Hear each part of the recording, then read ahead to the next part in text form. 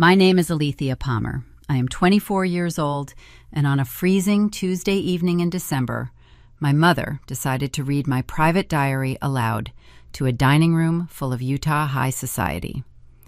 She wanted to humiliate me. She wanted to prove to everyone that I was the broken link in our perfect family chain. But she made a fatal mistake. She did not screen the pages first.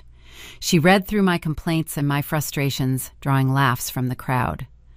Then her eyes hit a paragraph I had written 3 weeks earlier. A paragraph detailing a conversation I was never supposed to hear. I watched the color drain from her face. Her voice cracked. She could not finish the sentence because she realized I had just documented her felony. Welcome to Luke Vengeance, where pristine families hide the darkest secrets and the people they underestimate finally rewrite the narrative. If you have ever had your trust broken by the one person who was supposed to protect you, let me know your age and your story in the comments. Subscribe and keep listening because you will want to hear every detail of this. I grew up in Park City, Utah. If you know the area, you understand the culture. It is a world built on luxury ski resorts, gated communities, and a relentless demand for moral perfection. In our neighborhood, your social status depends entirely on your family image.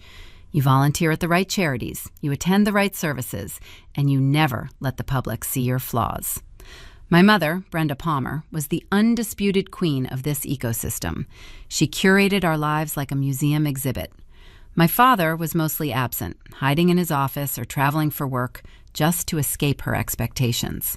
I was her only daughter, which meant I was her primary project. But I was a terrible project. I did not care about designer clothes or country club galas. I became a junior archivist and a book conservationist. I spend my days in a temperature-controlled lab repairing the fragile bindings of 19th century pioneer manuscripts. I use bone folders and wheat starch paste to save decaying pages from turning to dust. I treat words with reverence. To me, preserving the truth is a sacred duty. To my mother, the truth was just something you reshaped to fit the aesthetic of the week. Then there was my Aunt Susan. Her name literally means lily, but there was nothing pure about her. Susan was my mother's older sister, a wealthy real estate developer who dressed in stark whites and creams. She had a smile that felt like a surgical incision. Susan funded the lifestyle my mother craved, and in return, my mother acted as Susan's loyal foot soldier in the local charity circuit. They presented a united, flawless front to the community, shielding each other from any scrutiny. The night it all unraveled was our annual winter heritage dinner. Outside, the snow blanketed the Wasatch Mountains in a suffocating white silence. Inside the Palmer estate, the dining room was a blinding display of crystal mahogany and silver. 12 guests sat around the long table. They were the architects of our local high society. We had prominent developers, church elders, and charity board members. Everyone wore tailored suits and silk dresses. The air smelled of roasted lamb and expensive perfume. I sat quietly at the far end of the table wearing a simple gray dress that my mother had criticized 30 minutes prior. She told me I looked like a Depression-era librarian. I ignored her. I just wanted to survive the dessert course and retreat to my basement lab. But Brenda needed a spectacle. She needed to show her peers that she was a long-suffering saint dealing with a rebellious, ungrateful child. She tapped her silver spoon against her wine glass. The room fell silent. The clinking of silverware stopped. Brenda reached down beside her chair and placed a familiar object on the table. The thud of the heavy, leather-bound spine echoed in the quiet room. My breath caught in my throat. It was my diary, the one I kept hidden beneath a loose floorboard under my workbench. She had rummaged through my sanctuary to find it. "Let us see what our Alethea really thinks of us," Brenda chimed, her voice dripping with artificial sweetness. I froze. The blood pounded in my ears. I looked around the table, hoping someone would object. I prayed someone would point out that reading a 24-year-old woman's private journal was a severe violation of privacy. But this was Utah high society. Brenda was the host, and her word was law. Aunt Susan took a slow sip of her Cabernet, her eyes gleaming with dark amusement. She looked at me not with pity, but with a predatory satisfaction. Brenda adjusted her designer reading glasses and flipped the book open. She had clearly skimmed the first few pages earlier. "Listen to this," she said, scanning the room to ensure she had every eye on her. "The Sunday luncheons feel like wearing a corset woven from judgment. Everyone smiles, but the air is so thin I can hardly breathe." A ripple of condescending laughter circled the table. A local bank manager offered a tight, sympathetic smile reserved for troubled youth. My mother beamed, soaking in their validation. She turned a page, relishing her power over me. "Oh, it gets better," she continued. "I would rather spend my life inhaling dust in the archives than pretend to care about the country club expansion project." More chuckles. I sat there paralyzed by the humiliation. In this ecosystem, defending yourself against the matriarch only invited further crucifixion. You had to sit there and take the nails.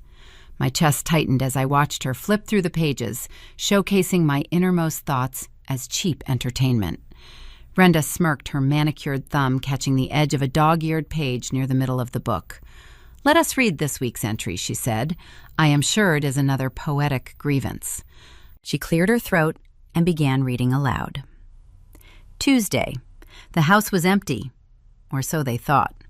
I was in the library when Mom and Susan came into the foyer. Brenda paused. Her eyes scanned ahead. The theatrical amusement in her posture vanished. The prose in my diary had shifted. It no longer contained the flowery frustrations of a daughter. It adopted the clinical, precise documentation of an archivist recording a historical fact. Brenda's mouth opened, but the words faltered. She forced herself to read the next sentence, her voice dropping an octave. "Mom told Susan the charity trust is drained. She said if the elders ask for the audit, she is going to forge Dad's signature on the asset transfers." The chandelier light seemed to dim. The laughter evaporated, leaving a suffocating vacuum in its wake. I watched my mother's hands tremble. The thick parchment of the diary rattled against her diamond rings. The triumphant smirk was gone, replaced by the stark, bloodless pallor of a cornered animal. Brenda swallowed hard, her throat working against an invisible obstruction. She could not finish the paragraph. At her side, Aunt Susan's wineglass stopped halfway to her lips. The amusement in Susan's eyes hardened into a sharp, lethal panic. She looked at Brenda, and then she looked at me. The guests shifted in their high-backed chairs, exchanging bewildered glances. They waited for the punchline. They waited for Brenda to laugh and declare it a work of fiction. Instead, Brenda snapped the leather book shut. The sound echoed off the vaulted ceiling like a gunshot. "The rest," Brenda whispered, her breath shallow, "is simply too vulgar for the dinner table." She stood up abruptly, her chair scraping against the hardwood floor, and walked straight toward the kitchen. To understand what happened next, you have to understand my Aunt Susan. Her wealth was not a product of luck. It was a product of leverage. Susan owned half the commercial real estate in Park City, but her true currency was secrets. She collected other people's mistakes and locked them away until she needed a favor. She wore her pristine white dresses like armor, projecting an image of untouchable grace. Underneath that expensive fabric, she was a calculating predator. She funded the lifestyle my mother craved, and in return, my mother acted as her loyal foot soldier. They presented a flawless, united front to our conservative community, shielding each other from any scrutiny. When Brenda fled the dining room, Susan did not panic. She placed her linen napkin on the table, offered a tight, apologetic smile to the bewildered guests, and excused herself with practiced elegance.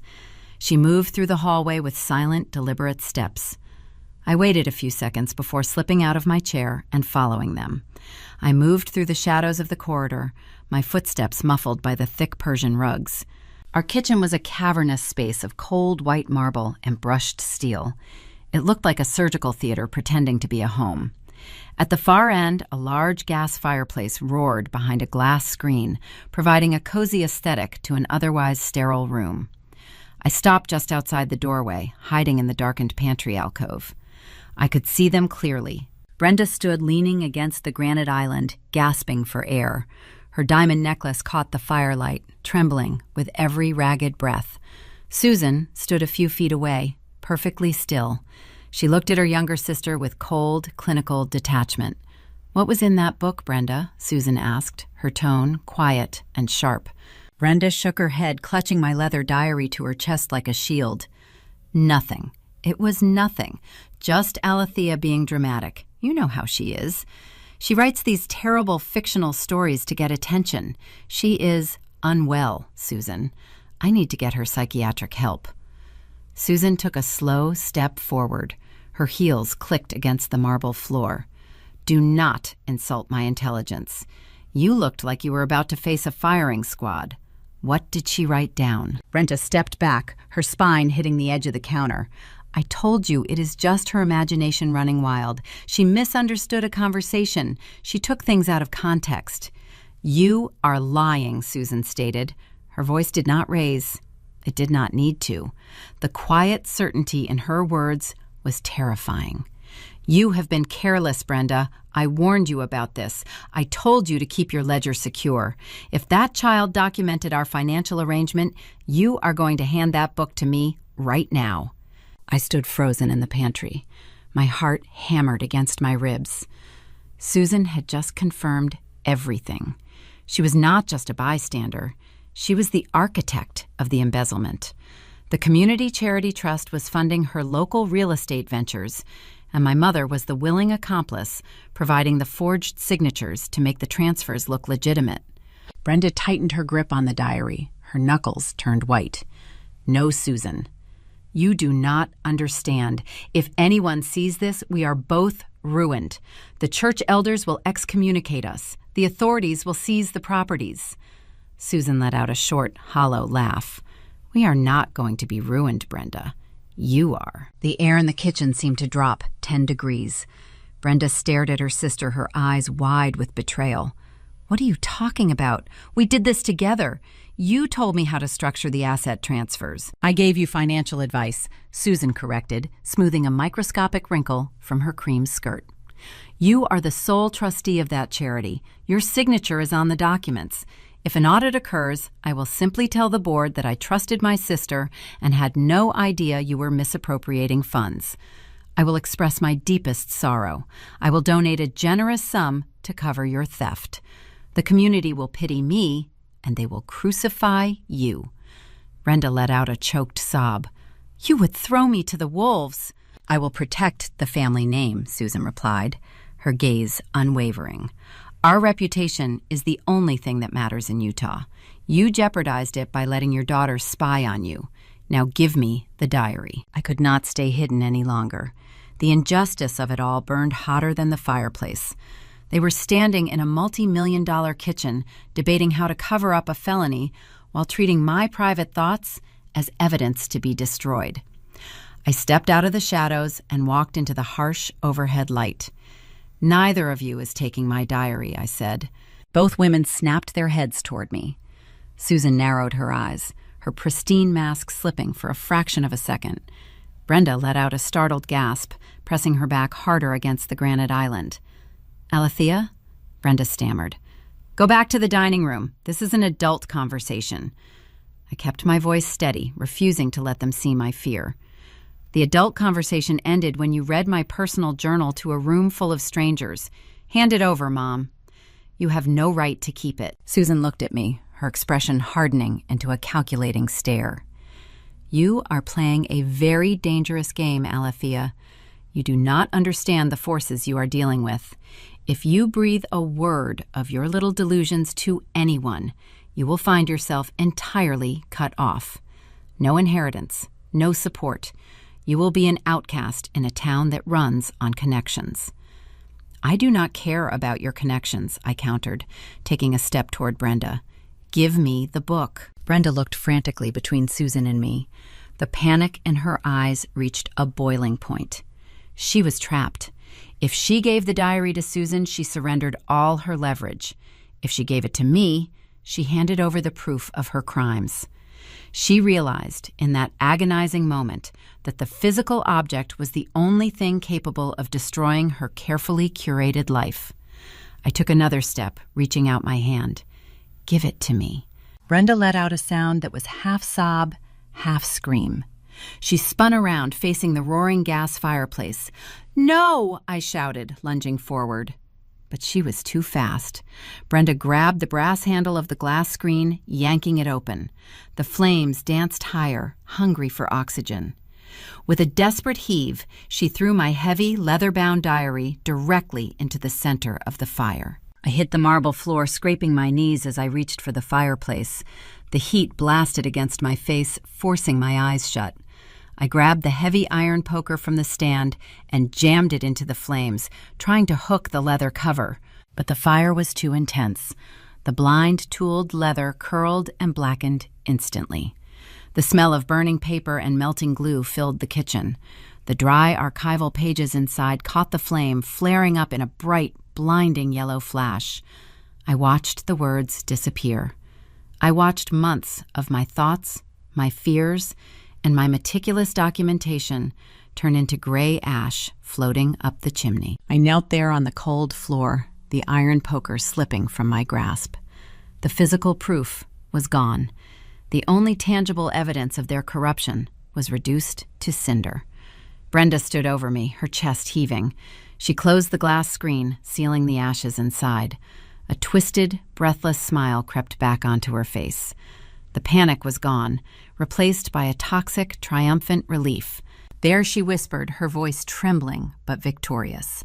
"Now it is just your word against ours, and no one in this town will ever believe a troubled, ungrateful girl over us." Susan adjusted her pearl necklace, her composure restored. She looked down at me with cold satisfaction. "Clean up this mess, Brenda. Our guests are waiting for dessert." Susan turned and walked out of the kitchen, her heels clicking rhythmically down the hallway. Brenda gave me one last mocking look before following her sister back to the performance, back to the perfect family illusion. I stayed on the floor staring at the glowing embers. They thought they had won. They thought burning the paper erased the truth. They forgot one crucial detail. I am an archivist. My entire profession is built on recovering what others have tried to destroy. The physical diary was gone, but every word, every date, every financial detail was burned into my memory, and I knew exactly how to recreate it. The air inside my basement conservation lab smelled of beeswax cedar and cold dust. It was a sharp, welcome contrast to the suffocating stench of melting leather and scorched paper that still clung to my hair from the previous night. I sat at my wooden workbench, surrounded by the specialized tools of my trade: bone folders, micro spatulas, soft bristled brushes, and brass weights. These delicate instruments were designed to rescue history from the silent ravages of time. Today, I needed them to rescue my own truth from the ashes of my mother's fireplace. I pulled a fresh, pristine sheet of acid-free cotton rag paper from the flat file drawer. My hands were steady now. The surging adrenaline of the kitchen confrontation had faded away over the long, sleepless night, leaving behind a cold, clinical resolve. A seasoned archivist does not panic when a historical document suffers damage. We assess the loss, and we reconstruct the record using primary and secondary sources. In this rare instance, my secondary source was my own photographic memory. I picked up a brass fountain pen filled with archival pigment ink, the kind of liquid that defies fading for centuries. I closed my eyes and pictured the dog-eared page my mother had displayed to the dining room. The visual memory remained incredibly sharp. I took a slow breath and began to write. Tuesday. The house was empty, or so they thought. I recorded every single word of the hushed conversation between Brenda and Susan, just as I had heard it 3 weeks prior. I documented the specific mention of the drained charity trust. I noted the explicit plan to forge the asset transfers. I did not embellish the prose. I did not add emotional commentary. I simply preserved the raw facts on the page. Staring at the wet ink drying on the thick paper, I felt a familiar hollow ache bloom in my chest. I knew the severe penalty for challenging the matriarch in a town that valued pristine appearances above all else. I had witnessed the cost firsthand. I set the brass pen down and let my mind drift back 8 years. I was 16. My father was still living in the house then. He was a quiet, methodical man, a local architect who preferred the solitude of his drafting table to the glittering social events Brenda orchestrated weekly. But he was deeply observant. One evening, following a charity fundraiser at the Park City Lodge, he noticed a glaring inconsistency in the foundation expense reports. He tried to do the righteous, ethical thing. He pulled Brenda aside into a quiet corridor and told her he was going to report the discrepancy to the church elders. He honestly thought they were making an innocent accounting mistake. He did not understand that the mistake was the foundational pillar of the entire enterprise. Brenda did not yell. She did not argue or defend the numbers. She simply offered him a pitying smile, patted his cheek, and went straight to work. By the end of that weekend, a silent whisper campaign had blanketed our gated community. Brenda confided in her wealthy, influential friends that my father was suffering from a severe mental breakdown. She planted subtle, toxic rumors of a secret gambling debt and an inappropriate relationship with a younger design assistant. None of it held any truth. But in our neighborhood, truth is largely democratic. If enough influential people decide a lie is reality, the lie becomes gospel overnight. The church elders quietly asked my father to step down from his leadership committees. His architectural firm lost its 3 biggest residential contracts within a single month. When he tried to defend his reputation, his visible desperation only served to prove Brenda's narrative that he was unstable and erratic. He was socially quarantined. The isolation broke him under the relentless pressure. He packed a single suitcase and relocated to a small remote cabin in Idaho. He left me behind because the local courts believed a devoted charity organizer was a far better guardian than a disgraced, ruined man. I learned a vital lesson watching his taillights fade down our winding driveway. You cannot fight an illusion with a simple plea for justice. You have to shatter the mirror into pieces. The memory hardened my immediate resolve. I folded the acid-free paper carefully and locked it inside a heavy fireproof safe bolted beneath my desk. A recreated diary entry was a solid starting point, but it lacked the weight of undeniable proof. I needed the actual financial records. I needed the accounting ledgers my father had glimpsed years ago, and the transfer receipts Aunt Susan had demanded Brenda secure. I turned my chair toward my dual-monitor workstation. While my primary career involved preserving physical antiquities, I was equally skilled in digital cataloging and database management. Up until this morning, I managed the Palmer family cloud storage environment. It was a vast digital repository containing a decade of high-resolution photographs, tax returns, estate planning documents, and event planning spreadsheets. Brenda treated modern technology with disdain, leaving the tedious organization to me. She relied on my expertise to keep her digital life ordered.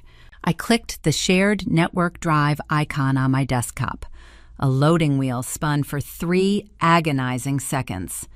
Then a gray, sterile dialog box appeared squarely in the center of the screen. Access denied. I frowned. My fingers hovered over the keyboard. I typed my long-standing administrator credentials into the prompt. I hit enter. Incorrect password. My pulse quickened. I opened a terminal window and ran a basic diagnostic command to check the server connection status. The remote server was active and online, but my user permissions had been systematically revoked. I clicked the prompt to initiate the password recovery protocol. A secondary notification popped up on the screen, informing me that a 2-factor authentication code had been successfully routed to Brenda's personal mobile device. I leaned back in my chair, the soft hum of the computer cooling fans filling the quiet basement lab. Brenda had locked me out. Less than 12 hours after tossing the physical diary into the flames, she had severed my access to the family digital archive. She was not just covering her tracks, she was building an impenetrable fortress around her crimes. She knew I possessed the technical skills to unearth the financial discrepancies Susan had scolded her about. The speed of her reaction was chilling. It meant she and Susan had spent the night strategizing. They were erecting firewalls, both literal and social, to ensure I could never gather the evidence required to expose their operation. I stared at the blinking cursor on the black terminal screen. A deep, unsettling reality set in. I was trapped on the outside of the castle walls. Every conventional door was bolted shut. I could not go to the local authorities. The police chief regularly played golf with Aunt Susan, and his re-election campaigns were heavily funded by her real estate firm. If I walked into the precinct with a handwritten note and accusations of a cyber lockout, the officers would label me a disgruntled, dramatic daughter. They would call Brenda, and the narrative of my mental instability would begin, exactly as it had for my father. I was profoundly isolated. My own home was hostile territory. I had no physical proof, no digital access, and no allies in a community that essentially worshipped my mother. The sheer scale of the corruption loomed over me. They had the wealth, the political influence, and the administrative keys. They thought rendering me blind would force me into quiet submission. They assumed I would surrender because the path forward was seemingly erased. But they failed to realize how an archivist operates. We do not need a front door to unearth history. We are trained to look for the hidden connections, the peripheral records, the public footprints left behind by careless subjects. If my mother had locked the private family vault, I would just have to dismantle the foundation it rested on from the outside. The question was not if I would continue the fight. The question was where I could search next without triggering their alarms. The digital lockout was a temporary setback. If my mother believed severing my access to the private family cloud would blind me, she fundamentally misunderstood my profession. An archivist does not require the keys to the front door to uncover the history of a house. When the primary private records are destroyed or sealed, we pivot to the public footprints left behind. People who operate in the shadows inevitably step into the light to conduct their commerce. They leave traces in county ledgers, tax filings, and property deeds. I decided to treat my family finances the exact same way I treated a hostile historical archive. I opened a secure, encrypted browser window, bypassing our local home network entirely. I needed to separate my research from any digital alarms Brenda might have installed. In my daily work preserving 19th century pioneer manuscripts, I often encounter documents that hide secrets beneath their surface. To authenticate a piece of history, you must look past the visible ink. I keep a specialized ultraviolet archival scanner on my workbench for this exact purpose. Under that specific spectrum of light, invisible anomalies glow. A modern pen stroke layered over aged paper becomes glaringly obvious. A forged signature reveals its hesitant, unnatural rhythm. The ultraviolet spectrum strips away the illusion. You cannot hide a lie from that light. I knew I would eventually need to apply that same illuminating scrutiny to the physical documents my mother kept hidden. But for now, I had to find the digital trail. The state of Utah requires charitable organizations to file annual public disclosures. These forms mandate the reporting of major expenditures, grants, and operational costs. Because my mother operated within an insular, wealthy circle where social etiquette forbade questioning a prominent figure, she assumed no one would ever stoop to auditing her public filings. She relied on the assumption of blind trust. That was her critical vulnerability. I accessed the federal database for nonprofit tax returns and downloaded the last 5 years of filings for the Palmer Community Foundation. The basement lab grew cold as the hours ticked by. My coffee turned bitter in its mug. My eyes burned from the harsh glare of the dual monitors. I combed through hundreds of pages of financial declarations. I read the documents not as a daughter, but as a detached researcher hunting for a structural anomaly. I cross-referenced the stated outgoing grants with the recipient organizations. Brenda claimed the charity funded low-income housing initiatives and local youth centers. The descriptions were vague, relying on broad philanthropic buzzwords that sounded wonderful at country club luncheons, but offered zero operational clarity. It took 3 hours to find the structural fracture. It appeared as a recurring vendor listed under the professional services category. The entity possessed an innocuous corporate title, Apex Horizon Consulting. The disbursements routed to this vendor were staggering in their frequency and size. $40,000 transferred in April, $52,000 sent in May, a constant, unchecked hemorrhage of capital flowing out of the community trust into this obscure corporate shell. Over the course of 36 months, the total amount siphoned into Apex Horizon exceeded 7 figures. I leaned closer to the screen, the soft hum of the computer fan serving as the only sound in the room. Philanthropic trusts do not pay 7 figures for ambiguous consulting services. This was the leak. This was the drain I had overheard them discussing in the foyer. I opened a new tab and navigated to the Utah State Business Registration Portal. Shell companies are designed to be opaque, shielding their true beneficiaries behind layers of registered agents and legal jargon. But arrogant people always leave a trace. They rely on their perceived untouchability rather than executing flawless security protocols. I paid the nominal state processing fee using a prepaid debit card to download the original articles of incorporation for Apex Horizon Consulting. The registration document loaded onto my screen line by line. The registered business address was a commercial mail drop located in a strip mall in downtown Salt Lake City, a ghost address used to forward paperwork. I scrolled down to the bottom of the form, hunting for the signature of the managing director. My breath caught in my chest. The name printed clearly on the authorization line made my pulse hammer against my ribs. Susan Kensington. Kensington was my aunt's maiden name. She had not even bothered to invent a fictional proxy. She used her own birth name, assuming her married identity and her pristine local reputation would provide a sufficient shield against any casual inquiry. The fragmented pieces of the conversation I heard weeks ago snapped into a horrifying, coherent picture. This was not a minor embezzlement scheme to cover a temporary shortfall. It was a sophisticated, localized laundering operation. The charity trust was bleeding dry to fund Susan's high-end commercial real estate developments. The exorbitant consulting fees were a smokescreen. Brenda was systematically signing away the neighborhood donations, transferring the wealth directly to her sister. It was a closed loop of corruption masquerading as holy philanthropy. The stakes amplified with terrifying speed. That stolen money belonged to the community. The local donors, the church members, the prominent families who attended our Sunday dinners. They were all being robbed by the women they admired most. My mother and my aunt were selling out their own devoted congregation to finance luxury condominiums. If this reality came to light, it would not merely destroy their individual reputations, it would fracture the entire social foundation of our pristine enclave. The outrage would be deafening. I needed physical copies of everything. Digital files were too fragile.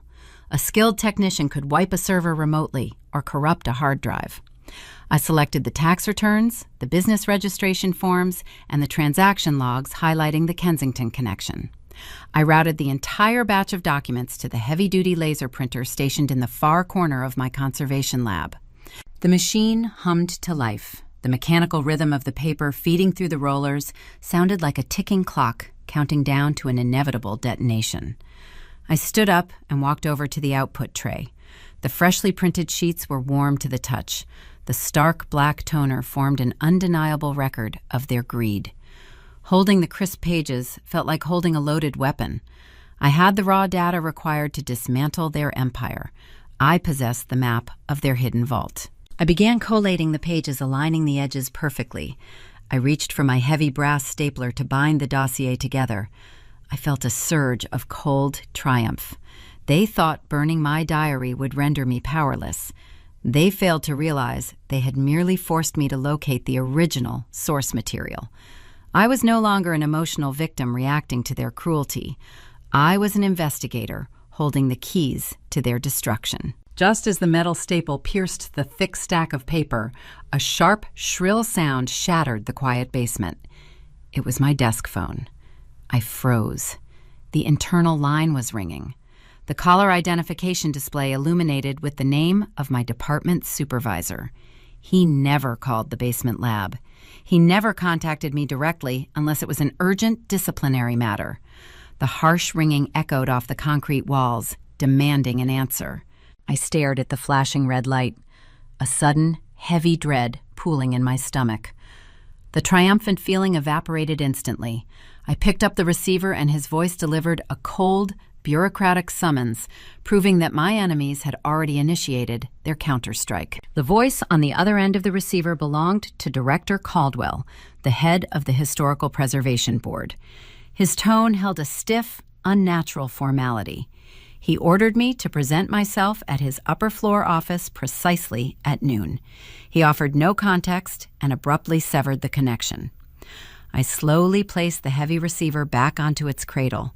The timing was too precise to be a coincidence. My adversaries were already moving pieces on the board before I could even formulate a defensive strategy. To comprehend the sheer velocity of their counterattack, you have to understand the predatory architecture of my Aunt Susan. She did not accumulate her vast real estate empire through honest negotiation. She acquired her wealth by identifying vulnerabilities in ambitious people and leveraging their desperation. My mother was her masterpiece. Brenda craved the elite social status of Park City, but lacked the generational capital to sustain it. Susan possessed the capital, but required a charismatic, loyal proxy to navigate the local charity circuits and secure zoning favors. They forged a symbiotic alliance rooted in mutual exploitation. Susan orchestrated the embezzlement of the community trust to finance her luxury condominiums, while Brenda supplied the forged signatures in exchange for a pristine manufactured public image. They were co-conspirators, insulated by the immense wealth they stole.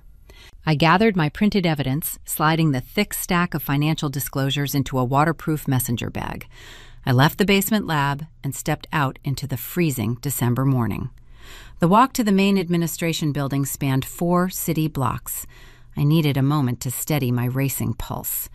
I pushed through the heavy glass doors of an upscale artisan roastery on Main Street, seeking a brief sanctuary. The interior smelled of roasted espresso beans and warm vanilla. Soft jazz played over hidden speakers.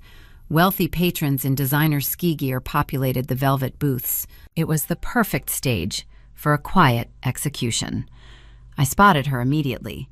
Aunt Susan sat in a secluded corner booth, bathed in the soft glow of a suspended Edison bulb. She wore a pristine cream cashmere coat, her posture radiating an effortless, terrifying authority. She held a porcelain teacup, looking directly at me as I entered. This was not a chance encounter. She had tracked my routine. She raised a single manicured finger, gesturing for me to sit across from her. I approached the table, my boots silent against the polished concrete floor. I slid into the leather booth, keeping my messenger bag securely pressed against my side. "You look exhausted, Alethea," Susan began, her voice a smooth, measured whisper that barely carried over the ambient noise of the cafe. "You are letting your imagination ruin your health." I did not touch the menu. "I am functioning perfectly well," I replied, maintaining eye contact. Susan took a delicate sip of her tea. She placed the cup down, aligning it symmetrically with the saucer.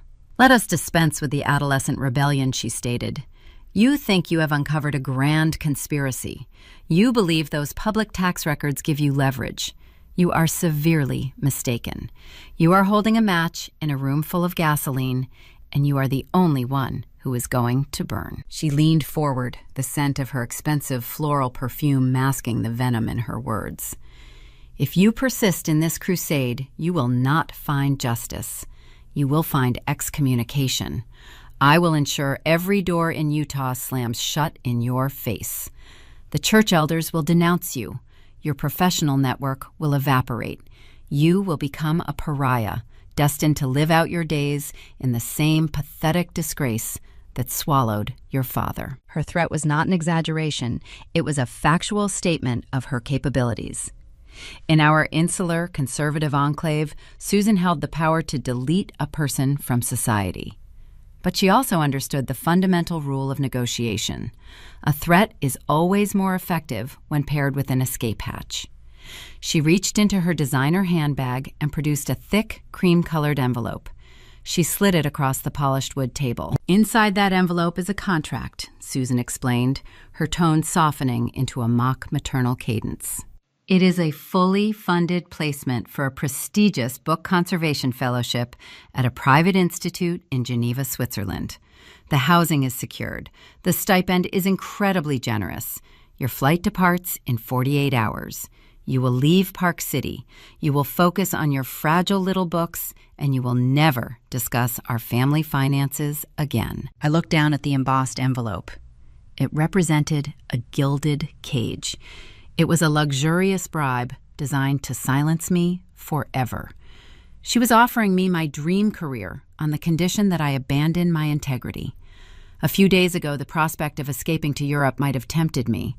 But sitting across from the woman who had systematically robbed our community and destroyed my father, I felt only a cold, hard clarity. Susan was offering this bribe for a specific reason.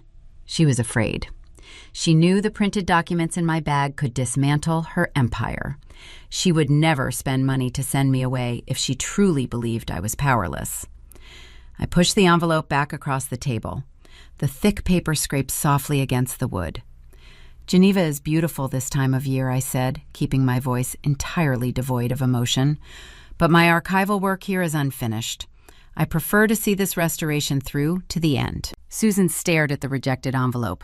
The mock maternal warmth vanished from her face, leaving behind a mask of pure, rigid fury. Her jaw tightened. She realized I could not be bought, intimidated, or managed. I was a loose end that refused to be tied. She slowly retrieved the envelope and placed it back into her handbag. "Very well, Alethea," she murmured, her eyes dead and cold. "You have made your choice. Do not say I failed to offer you mercy." Susan pulled her sleek smartphone from her pocket. She dialed a number, keeping her eyes locked on mine. She waited 3 seconds for the other line to connect. "Execute the contingency," she instructed the receiver. She ended the call and stood up, smoothing her cashmere coat. "Enjoy your meeting with Director Caldwell," she added, before turning and walking out of the roastery, leaving a chill in her wake that had nothing to do with the winter weather. My stomach plummeted. The phone call was a triggered mechanism. I grabbed my messenger bag and hurried out of the cafe, sprinting the remaining 2 blocks to the administration building. I rode the elevator to the top floor, my mind racing through every possible scenario. I stepped into Caldwell's expansive corner office, expecting a reprimand regarding my unauthorized database access. Instead, I found a sterile tribunal. Director Caldwell sat behind his mahogany desk, his expression grim. Beside him sat a stern woman holding a legal pad. The corporate badge clipped to her blazer identified her as the Regional Human Resources Compliance Officer. "Have a seat," Alethea Caldwell instructed, pointing to a rigid wooden chair. I sat down, clutching my bag. Before I could ask a single question, the compliance officer began reading from her notes. "At 8 o'clock this morning, our department received a detailed report from a highly credible anonymous community member. She stated, her tone devoid of any warmth. This individual provided photographic evidence and sworn testimony alleging that you have been systematically mishandling rare 19th century church manuscripts. Furthermore, the report claims you have been engaging in unauthorized negotiations to sell these protected antiquities to private collectors on the black market." The sheer audacity of the accusation struck me like a physical blow. It was a perfectly tailored lie. They had targeted the core of my identity. My reverence for preservation was my defining trait, and they had weaponized it against me. That is a fabricated claim I countered, gripping the armrests of my chair. I have never damaged a manuscript. I have never contacted a private buyer. You can audit my lab. You can check my inventory logs. Every single page is accounted for. Director Caldwell raised a hand, silencing my defense. "The evidence provided to us is highly concerning. The community member who came forward is a pillar of our congregation. We cannot ignore their testimony. Given the severity of these allegations involving the theft of sacred historical property, we have no choice but to initiate a formal investigation." He adjusted his tie, unable to meet my gaze directly. "Effective immediately, you are placed on unpaid administrative leave.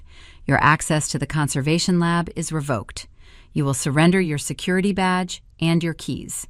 You are forbidden from contacting any staff members or accessing the premises while local authorities review the claims. The trap clamped shut, severing my professional life in a matter of seconds. Susan had warned me. The cryptic phone call in the coffee shop was the signal to drop the guillotine. She had manufactured a crime so severe it instantly neutralized my credibility.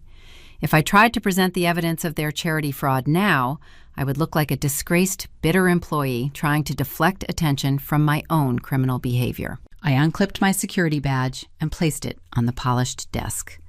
The metallic sound echoed in the quiet office. A uniformed security guard appeared at the doorway, ready to escort me off the property. I walked out of the building into the freezing afternoon air, stripped of my income, my reputation, and my sanctuary.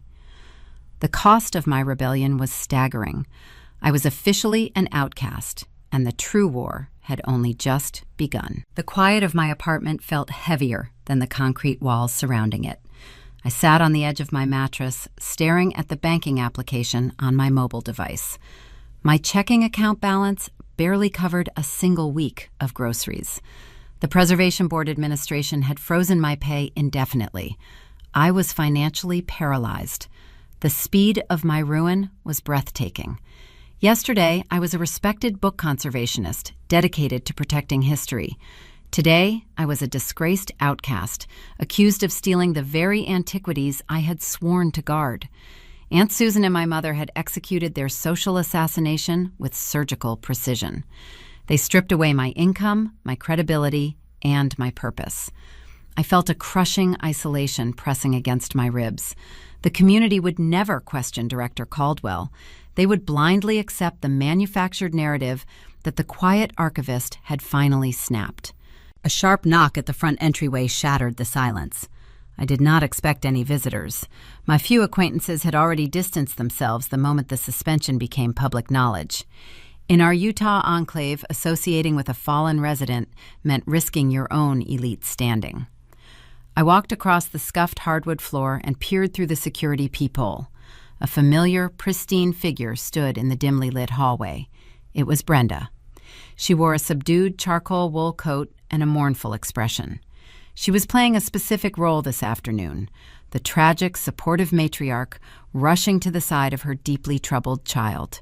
I unlocked the deadbolt and pulled the barrier open. Brenda stepped inside, bringing the scent of expensive floral perfume and frigid winter air into my cramped living space. She looked around the modest studio, taking in the mismatched furniture and the stack of utility bills resting on the kitchen counter. Her eyes softened into a mask of calculated pity. She reached out and gently touched my shoulder. Her performance was flawless. If a stranger had been observing, they would have seen a loving parent trying to bridge a painful divide. But I recognized the predator hiding beneath the tailored fabric. "You look exhausted, Alethea," my mother murmured, setting her designer handbag onto my small dining table. "I heard about the sudden suspension at the Preservation Board. I am so incredibly sorry. I drove over the moment the news broke." I crossed my arms, maintaining a defensive distance. "You orchestrated the disciplinary action," I stated, keeping my tone flat. "Susan threatened me at the coffee roastery, and an hour later, Caldwell fired me. Do not insult my intelligence by pretending to be an innocent bystander." Brenda let out a long, dramatic exhale, designed to convey immense patience. She unbuttoned her coat and sat gracefully on my faded sofa. "This is exactly what I am talking about," she said, her voice adopting a gentle, patronizing cadence. "Your paranoia is spiraling out of control. You are connecting dots that do not exist. Susan had nothing to do with your workplace issues. You have been isolating yourself in that dark basement lab for months, breathing in mold spores and staring at ancient texts.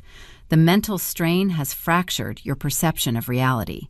She was executing a classic psychological maneuver.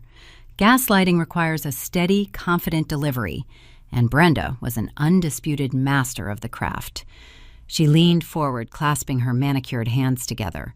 "Think about the dinner party," she urged. "You wrote a wild fictional story about a financial conspiracy and convinced yourself it was real. You imagined a conversation between your aunt and me that never occurred. You are experiencing severe delusions, Alethea. We are your family. We want to get you the psychiatric help you desperately require." The audacity of her lies made my stomach churn.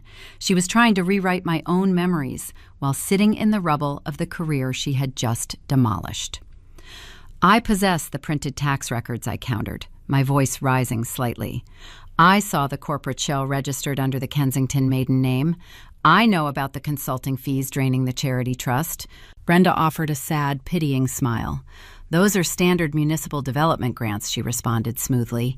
"You misinterpreted complex accounting filings because you are not a financial professional. You are a frightened, overwhelmed girl having a nervous breakdown. Your father went through the exact same unraveling years ago. It is a tragedy to watch history repeat itself." Hearing her invoke my exiled father felt like a blade twisting in my chest. She used his destroyed life as a cautionary tale to enforce my submission. Brenda unclasped her handbag and extracted a thick, legally bound document. She placed the paperwork onto the coffee table alongside a sleek silver pen. "I cannot let you end up living in a remote cabin like him," she whispered, wiping a non-existent tear from her cheek. "I am willing to cover your rent, pay for your groceries, and fund a premier wellness retreat in Arizona. You need rest and medical intervention. I will provide all of it. In exchange, I just need you to endorse this family peace agreement. It simply states that you will cease spreading these harmful fictional rumors about the community trust and our relatives. It guarantees you will stop harassing Susan and me. It is a protective measure for everyone involved." I stared at the document. It was a comprehensive non-disclosure agreement. The legal language was ironclad. If I agreed to those terms, I surrendered my right to speak about the embezzlement forever.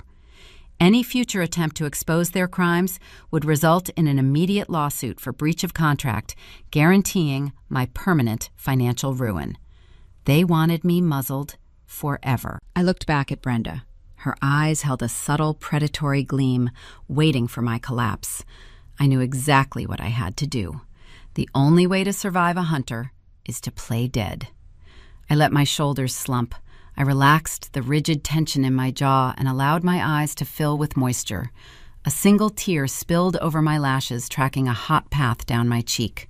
I let out a broken, ragged sob, letting my entire body tremble uncontrollably. I buried my face in my hands, weeping openly in front of her. I am so tired I choked out my voice, muffled by my fingers. I have no money left. I lost my career. I just want the nightmare to stop. Brenda stood up and walked over to me, wrapping her arms around my shaking frame. She stroked my hair, projecting the ultimate illusion of maternal comfort. "Hush now," she crooned. "Mother is here. I will take care of everything. You just need to endorse the paperwork, and the pain will fade away. We can go back to being a perfect family." I nodded weakly, wiping the moisture from my chin. I reached across the table, but I deliberately ignored the sleek silver pen she had provided. Instead, I pulled my own writing instrument from the breast pocket of my cardigan. It was a simple, black barrel tool I carried everywhere out of professional habit. I uncapped it, my hand quivering, as I pressed the tip to the signature line of the final page. I scribbled my full legal name, the dark pigment soaking into the thick parchment. I handed the signed contract to my mother. She took it with a swift, eager motion, immediately inspecting the ink to ensure the signature was valid. A genuine, triumphant smile broke across her face, replacing the manufactured tragedy. She had won.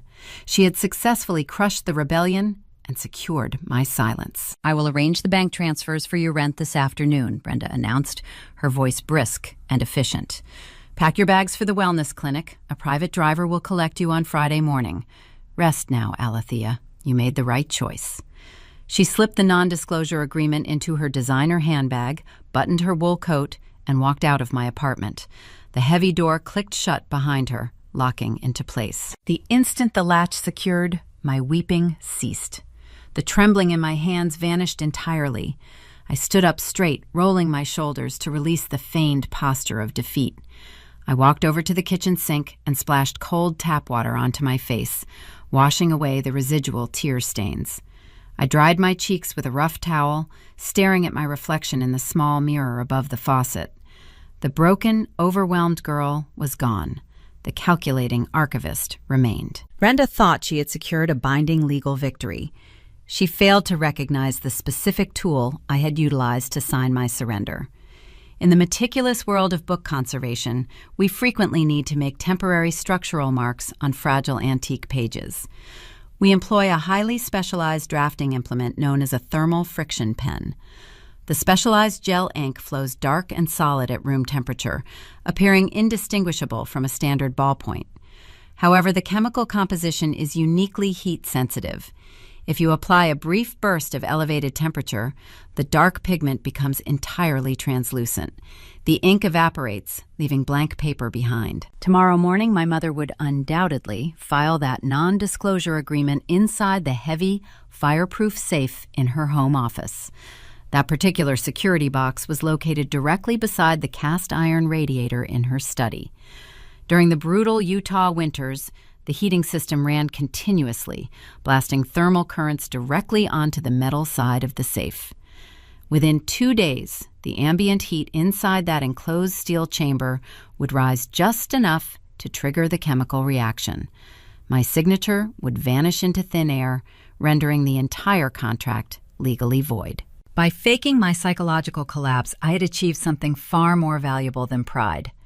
I had purchased complacency. Brenda and Susan believed the threat was neutralized. They would drop their guard. They would stop monitoring my movements and return to their luxurious social schedules. Brenda mentioned she would be out of the house organizing the upcoming Heritage Gala for the next 2 days. I now possessed a 48-hour window where the matriarch believed she was utterly victorious. I had the time, the cover, and the motivation to infiltrate the Palmer estate undetected. The public digital records had pointed me to the crime, but I needed the physical internal ledger to execute the final blow. And I knew exactly how to bypass the security system guarding her sanctuary. 48 hours. That was the exact duration of my purchased complacency. I parked my rusted sedan 3 blocks away from the Palmer estate, hidden behind a towering row of snow-heavy pine trees. The gated community of Deer Valley was a fortress of affluent isolation. Security patrols circled the winding roads every hour in marked luxury vehicles. I timed my approach for the mid-afternoon lull. Brenda was currently hosting a charity mixer at the country club. It was a mandatory social engagement that would keep her occupied until sunset. The sprawling stone mansion loomed ahead, quiet and imposing against the gray winter sky. Approaching the side entrance, I kept my footsteps light on the freshly shoveled walkway. The alarm panel beside the heavy oak door glowed a steady, warning red. Brenda updated the security codes monthly to keep the housekeeping staff in check and ensure her total privacy. A clumsy entry was impossible. A smashed window or a forced lock would trigger an immediate armed response from the neighborhood patrol. But I did not need brute force to breach this fortress. I had history. Years ago, before my father was exiled, he installed the original digital security network. He was a methodical architect who preferred structural logic over my mother's chaotic social ambition. He understood that a house built on secrets required a back door. He always built a failsafe into his designs, whether it was a commercial building or our own residence. The night before he packed his single suitcase to leave for a remote cabin in Idaho, he knelt down and whispered a sequence of 6 numbers into my ear. It was a hardwired master override code that Brenda knew nothing about. He told me to keep it safe in case I ever needed a way out. Today, I was using it to find a way back in. I pressed my freezing fingertips against the keypad. I typed the numerical sequence. The red light blinked, holding my breath in a terrifying suspension. A soft mechanical chime echoed from the internal speaker, and the light shifted to a vibrant green. The deadbolt retracted with a heavy click. I stepped over the threshold, shutting the biting winter chill outside. The silence of the mansion was immediate and profound. It did not feel like a home inhabited by a family. It felt like a staged photograph waiting for a magazine crew to arrive. The air smelled of lemon polish and expensive linen spray. The only sound navigating the cavernous foyer was the slow, rhythmic ticking of the antique grandfather clock standing at the base of the sweeping staircase. Each tick sounded like a judge striking a wooden block, counting down the precious minutes I had left to execute my search before the country club mixer concluded and the matriarch returned to her throne. I crept down the hallway, avoiding the center of the hardwood planks where I knew the floorboards groaned. I moved with the precise measured steps of a conservationist handling a fragile, deteriorating text. My destination was the private study at the end of the corridor. It was a room strictly off-limits to everyone, including the expensive cleaning service Brenda hired weekly. She maintained the space herself, treating it as an inner sanctum where she crafted her public facade and managed her hidden ledgers. The brass handle felt cold against my palm. I turned it, slowly pushing the door inward. The hinges were well oiled, making no sound. The study was a masterpiece of intimidation. Dark walnut-paneled walls lined with legal texts and leather-bound classics that had never been cracked open. A grand mahogany desk anchored the space, facing the doorway like a judge's bench. The surface was immaculate. Not a single pen was out of place. This was where a casual investigator would panic. A room this tidy offered zero obvious physical clues. But my profession trained me to understand that immaculate curation is a severe vulnerability. When a person demands pristine perfection, any slight deviation becomes a glaring spotlight. I stood perfectly still, scanning the geometry of the room. I needed to find the physical ledger. The public tax records I printed yesterday provided the destination of the stolen funds, but I required the internal accounting book to prove Brenda authorized those specific transfers. The digital footprint was not enough for a conviction in the court of high society. I needed the original ink and the physical paper to bind her to the crime. I approached the metal safe tucked discreetly beside the cast iron radiator. The dial was locked tight. I knew my thermal friction pen signature on the non-disclosure agreement was currently evaporating inside that heated steel box, but the actual financial ledger would not be stored there. Brenda was arrogant. She viewed the heavy safe as a decoy, meant for obvious valuables like jewelry and passports. The true record of her sins would be kept closer, where she could access it quickly without spinning a combination dial every time she spoke with Aunt Susan on the telephone. I moved behind the mahogany desk. I slid the top drawer open using only the extreme edges of my fingernails to avoid leaving distinct smudges on the polished wood. Inside, I found perfectly aligned stacks of cream stationery and silver letter openers. I checked the secondary drawers, working my way down the cabinet, examining the hanging files. I found nothing but pristine tax receipts for legitimate charity gala expenses, vendor contracts for catering services, and floral arrangement invoices. She was building a solid wall of legitimate paperwork to obscure the rot underneath.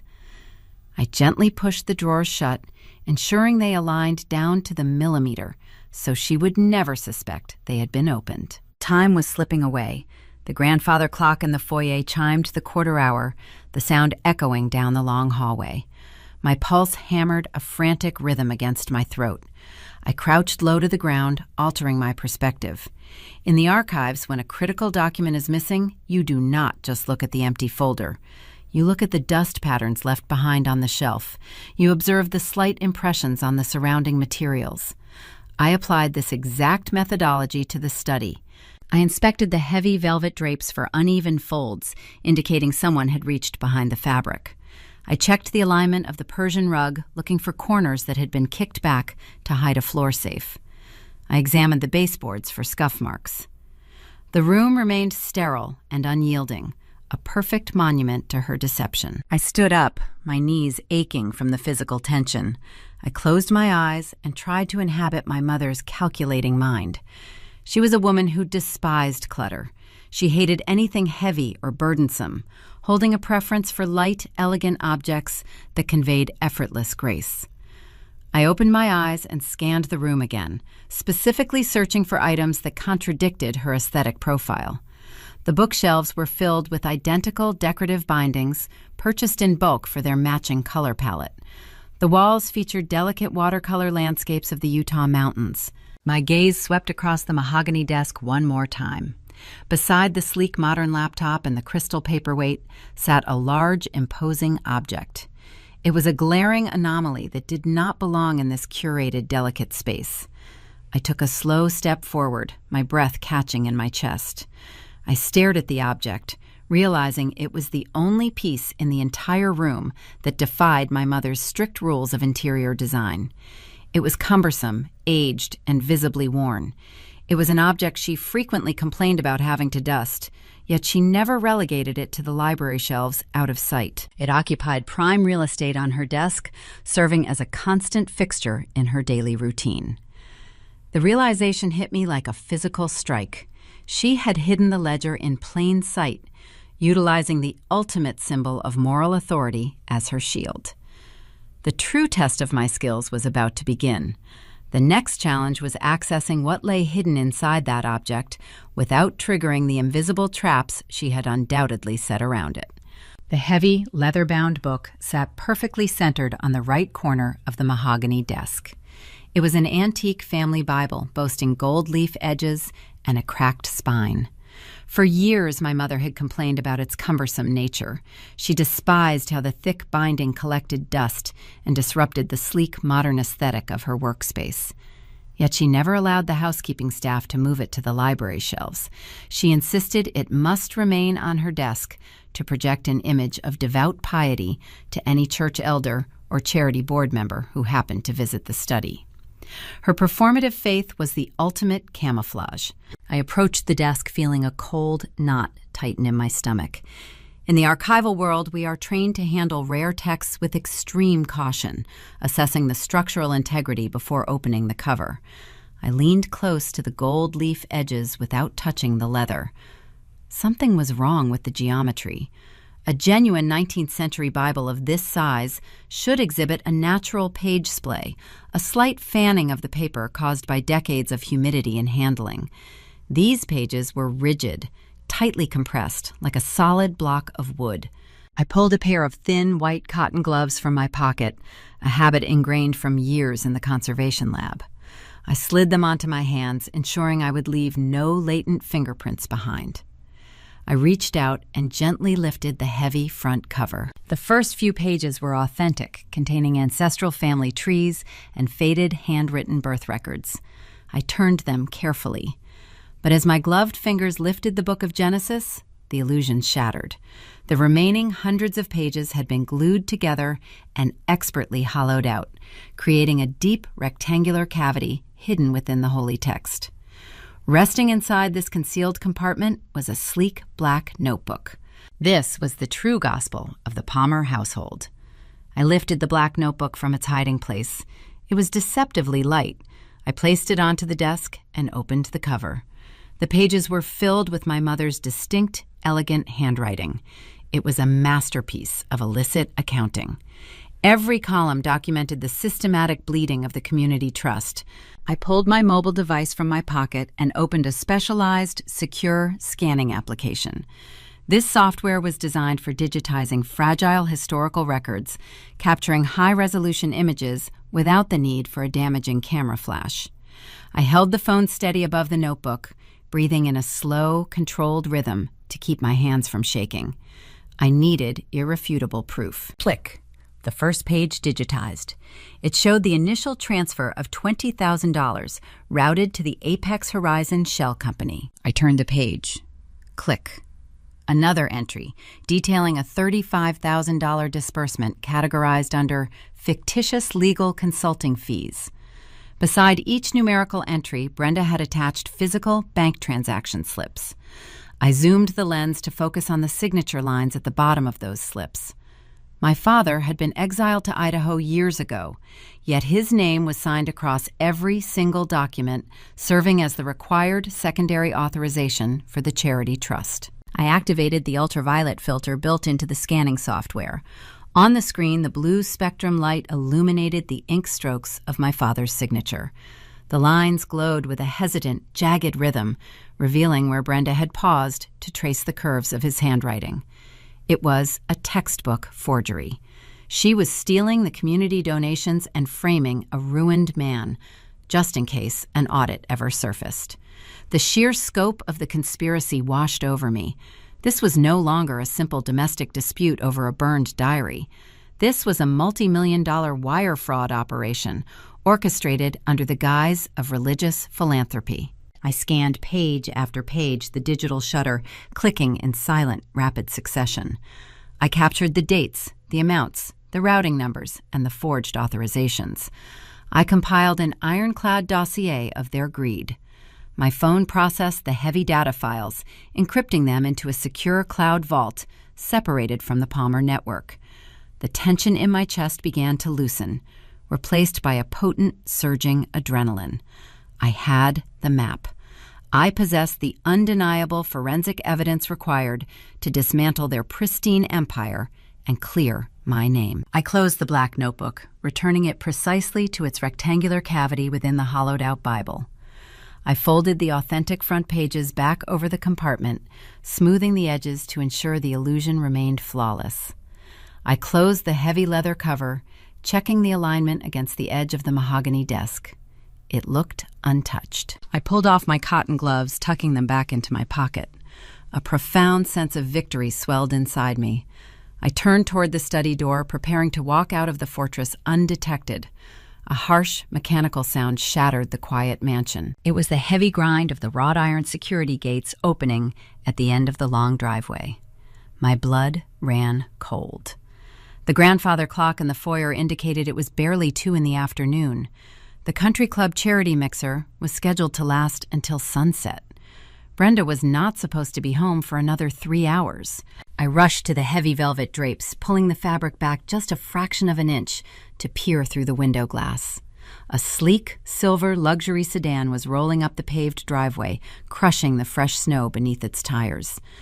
I recognized the license plate instantly. It was my mother. The passenger door opened, and Aunt Susan stepped out wearing her signature cream coat, her expression tightly coiled. Brenda emerged from the driver's side, holding her phone to her ear, looking visibly agitated. Something had disrupted their social event and driven them back to the estate early. Panic flared in my throat, threatening to choke me. If they caught me standing in the private study mere feet from the hidden ledger, my temporary truce would evaporate. They would know I possessed the evidence. They would use their immense wealth to lock me in a legal nightmare, or worse, fabricate another crime to have me arrested on the spot for trespassing. I stepped away from the window, my mind calculating escape routes. The front door was impossible. They were already walking up the front steps. I heard the sharp beep of the keypad as Brenda disabled the exterior alarm. I darted out of the study and into the long corridor. The heavy oak front door groaned open, echoing through the cavernous foyer. I cannot believe the catering company botched the invoice, Brenda complained, her voice carrying down the hall. I have to find the original contract in my desk before we call them back. She was heading straight for the study. I had seconds to disappear. I spun around and rushed toward the opposite end of the hallway leading to the formal dining room. I slipped behind the large swinging door that connected the dining area to the expansive kitchen. I heard their high heels clicking against the hardwood floors, drawing closer. Susan was speaking now, her tone sharp and dismissive. "You need to keep better track of your vendors, Brenda. Sloppy administrative work attracts unwanted attention." I needed a secure exit. The back patio doors were wired with active motion sensors that would trigger a silent alarm the moment I turned the deadbolt. I scanned the surgical white kitchen, desperate for a blind spot. My eyes landed on the narrow doorway tucked behind the industrial refrigerator. It was the entrance to the servant corridor, a relic of the original architectural design. My father had built it to allow the catering staff to move between the basement prep kitchen and the upper floors without disturbing the formal living areas. It was a narrow, windowless passage that bypassed the main security grid. I squeezed behind the refrigerator and pushed the unpainted wooden door open. The corridor was pitch black and smelled of stale air and cleaning supplies. I stepped inside, pulling the door shut, just as Brenda and Susan walked into the adjoining dining room. The latch clicked into place, masking my presence behind a solid wall. I stood in the darkness, pressing my back against the rough plaster. My heart pounded so loudly, I feared the sound would vibrate through the walls. I clutched my mobile device tightly against my chest, feeling the warm battery through my sweater. I navigated the narrow staircase in the dark, relying on memory to guide my feet. The wooden steps groaned softly beneath my weight, but the sound was muffled by the enclosed space. I reached the bottom landing where a heavy steel service door led out to the rear alleyway behind the estate. This exit was controlled by a simple mechanical deadbolt, devoid of any digital sensors. I turned the lock and pushed the door open, slipping out into the freezing winter air. The cold wind hit my face, shocking my system back into focus. I jogged down the alleyway, keeping my head low, until I reached the row of snow-heavy pine trees where my rusted sedan was parked. I unlocked the car and slid into the driver's seat, my hands shaking uncontrollably as I gripped the steering wheel. I did not turn the key in the ignition. I sat in the freezing cabin, staring at the blank screen of my phone. I had survived the infiltration by a matter of seconds. I had bypassed the alarm, located the hidden truth, and escaped a direct confrontation. The sheer magnitude of what I now held in my possession was overwhelming. The encrypted files on my device represented the total destruction of my mother and my aunt. It was no longer a petty domestic dispute about a burned diary or a bruised ego. I had documented a sophisticated financial conspiracy that preyed upon the goodwill of the entire Park City community. But raw data is only potential energy. It requires a spark to detonate. I knew I could not simply hand these files over to the local police department. Susan had the precinct chief in her pocket, and Brenda controlled the neighborhood. If I surrendered the evidence through conventional channels, they would bury it under layers of expensive corporate defense attorneys and countersue me into oblivion. They had already branded me a mentally unstable thief. No local judge would look at my files without prejudice. I needed a different battlefield. I had to orchestrate an exposure so grand and so public that their wealth and their connections could not possibly contain the blast. I had the weapon, but I lacked the army required to wield it effectively. If I was going to execute a social assassination, I could not do it alone. I needed to recruit people who possessed the same burning desire for justice. I needed to find the collateral damage the victims, my mother and my aunt, had crushed along their path to the top. I turned the ignition key, bringing the engine to life. I knew exactly who I had to contact first. Brenda closed the heavy mahogany doors of her private study, shutting out the echoing footsteps of her sister. Susan had just left the estate, frustrated by a minor catering disaster at the country club.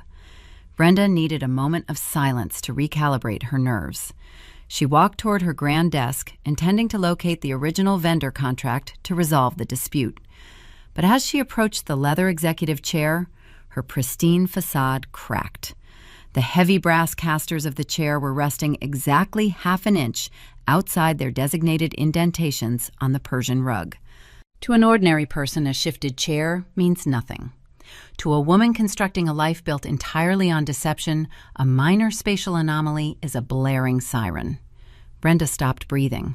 She analyzed the room with the clinical precision of a predator inspecting its den. The velvet drapes hung perfectly in their usual folds.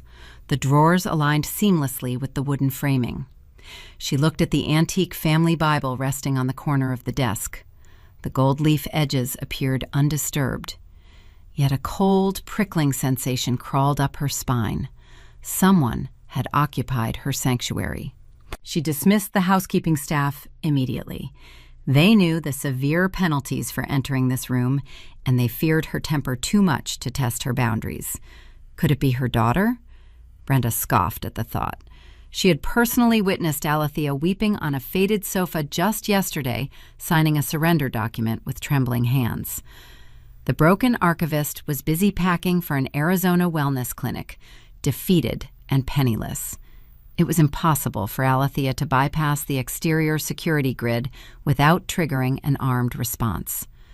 Still, the suffocating grip of paranoia refused to release her throat. When you live in a fortress of lies, you learn to trust the invisible alarms ringing in your head. Brenda picked up her sleek smartphone and dialed a local number. She did not call Susan. When panic strikes, thieves do not seek counsel from their dominant partners. They seek out their subordinates. She dialed David. Her younger brother was a local accountant who lacked the ruthless ambition required to thrive in Utah high society. Years ago, Brenda convinced him to structure the initial charity trust using his legitimate accounting credentials to validate the foundation in the eyes of the church elders. David believed they were building a philanthropic legacy. By the time he realized he was facilitating a sophisticated laundering operation, he was too deeply implicated to walk away. He became her terrified captive architect, trapped by his own cowardice. David arrived 20 minutes later, pulling his modest sedan into the grand driveway. He stepped into the study, sweating profusely through his wrinkled dress shirt, despite the freezing winter temperature outside. He constantly adjusted his spectacles, a nervous tic he developed shortly after the embezzlement scheme escalated. He looked at Brenda with wide, terrified eyes, expecting a disaster. He was the perfect collateral damage for a woman who needed a shield. "Sit down," David, Brenda instructed, pointing to the shifted leather chair. "We have a logistical issue. The foundation is drawing unwanted attention. Some minor administrative discrepancies have surfaced regarding our recent vendor disbursements, and I suspect someone is asking questions." David gripped the armrests, his knuckles turning white against the dark leather. "What kind of discrepancies, Brenda? The tax board. Are they asking for an audit? If they review the consulting fees paid to the Kensington Shell Company, we are both going to federal prison. Susan will deny everything and leave us to face the judge alone." Brenda walked around the desk, placing a reassuring hand on his trembling shoulder. She projected a calm maternal authority, molding his fear like soft clay. "Nobody is going to prison," she murmured, her voice a soothing, hypnotic hum. "We just need to implement a brief security protocol. I need you to initiate a series of expedited transfers today. You will move the remaining liquid assets out of the primary charity accounts, route the capital into the 3 secondary local real estate holdings we established last year. Disperse the funds into smaller fractions so they fade into the background noise of municipal development. But moving that much capital so quickly will generate automated banking alerts." David protested, his voice cracking under the pressure. "It contradicts every standard accounting practice we have established. The financial institutions will flag the sudden velocity of the transfers." Brenda tightened her grip on his shoulder, digging her manicured fingernails into the fabric of his shirt. "It is a necessary precaution," she stated, dropping the maternal warmth and letting the ice shine through her words.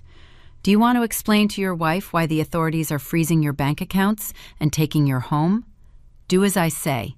Execute the transfers from your secure terminal the moment you return to your office. Do not hesitate and do not call me until the accounts are drained." David nodded frantically, eager to escape the suffocating pressure of her study.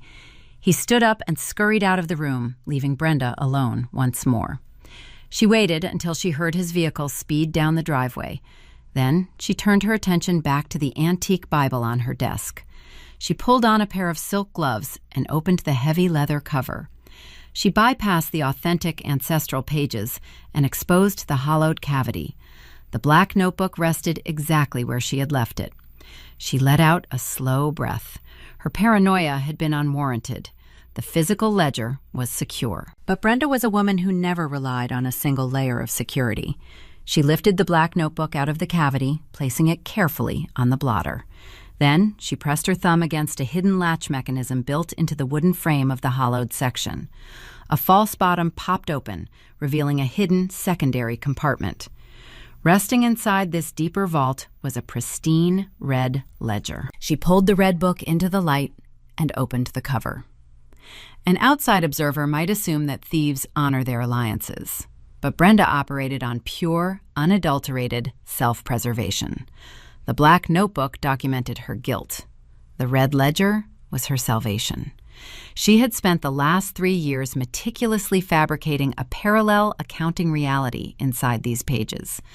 The red ledger contained forged emails, fabricated board directives, and altered expense reports that painted Aunt Susan as the sole mastermind behind the entire embezzlement scheme. Brenda had designed an ironclad narrative portraying herself as a naive, trusting sister manipulated by a greedy real estate tycoon. She even went so far as to forge letters where Susan supposedly threatened her life if she did not sign the asset transfers. If the local authorities or the federal investigators ever breached her fortress, Brenda planned to hand them the red ledger. She would play the victim, watch Susan burn in a courtroom, and walk away with her own pristine reputation intact. She smiled, tracing the spine of her insurance policy. She thought she had outsmarted everyone. She was gravely mistaken. Brenda believed David would execute the transfers in total secrecy. She forgot that a terrified accountant operating under severe panic makes careless digital errors. 3 miles away, sitting inside a rusted sedan parked behind a deserted strip mall, Alethea stared at her glowing laptop screen. She had not driven back to her apartment after escaping the Palmer estate. She anticipated a reaction. She knew that disturbing a spider web always causes the spider to move. By breaching the study and leaving a microscopic trace, she had gambled on Brenda noticing the intrusion and panicking. The gamble paid off brilliantly.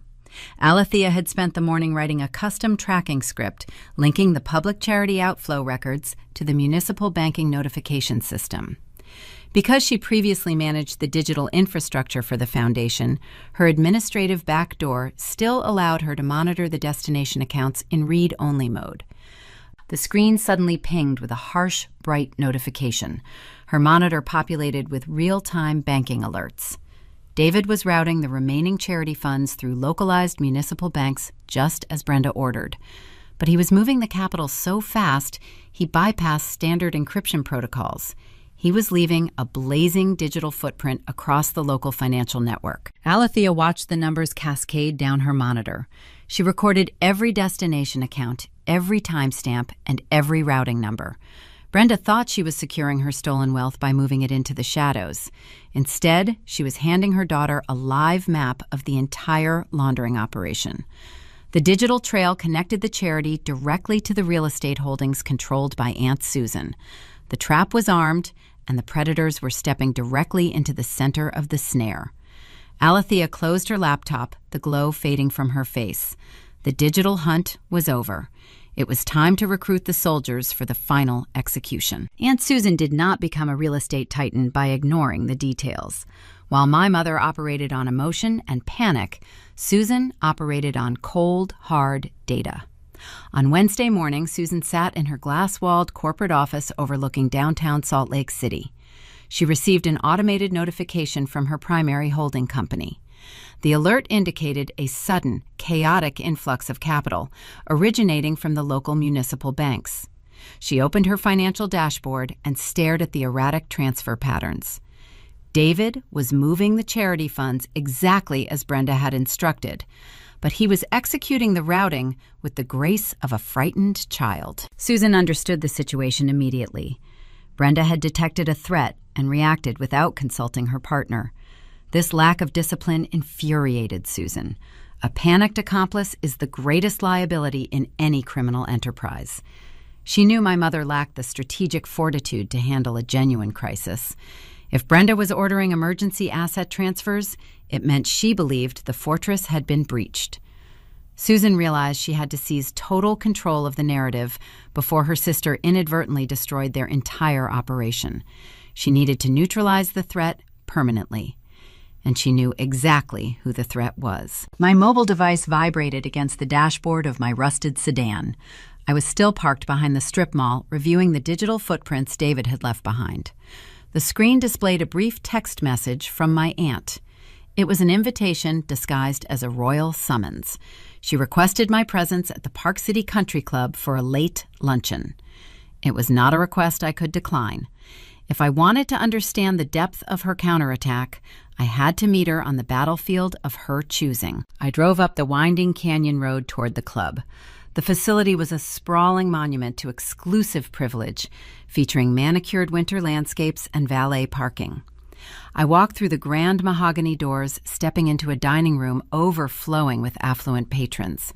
The air buzzed with the low hum of wealthy conversations and the clinking of fine silver against porcelain plates. The public setting was a calculated tactical choice. Susan knew I would not cause a scene in front of the neighborhood elite. The crowd provided a perfect insulating barrier for psychological warfare. I spotted her sitting at a prime corner table bathed in natural light from the floor-to-ceiling windows. She wore a tailored beige suit, sipping sparkling water with pristine elegance.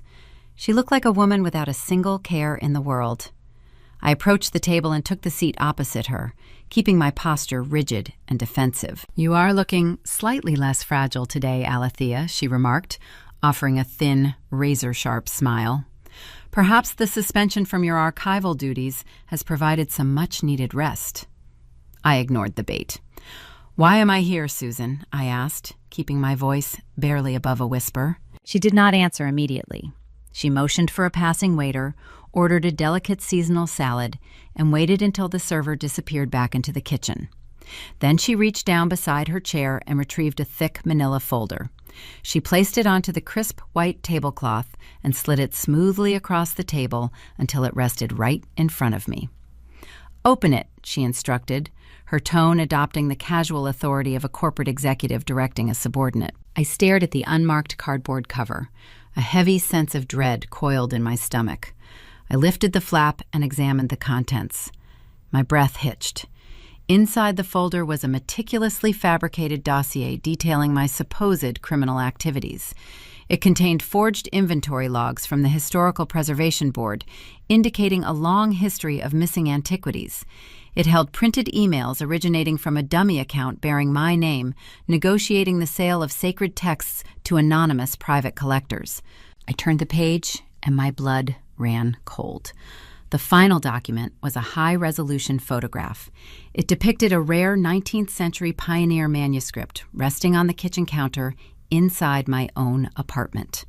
Someone had broken into my home and staged the photograph while I was attending the disciplinary hearing yesterday. "This is a complete fabrication," I stated, fighting to keep the tremor out of my voice. "You planted that document in my home. None of these emails are real." Susan took a delicate sip of her sparkling water. "Reality is subjective, my dear," she replied, her eyes locked onto mine. "What matters is what can be proven in a court of law. Director Caldwell already suspects you are a thief. When I hand this folder to the local police chief, he will not hesitate to secure an arrest warrant. They will raid your apartment. They will find the missing manuscript I so generously deposited on your counter, and you will face a minimum of 10 years in a state penitentiary for grand larceny." She leaned forward, the ambient noise of the country club fading into the background. "Let us discuss the board. You think you possess some grand revelation about the charity trust. Suppose you take your little theories to the authorities. Who do you think they will believe?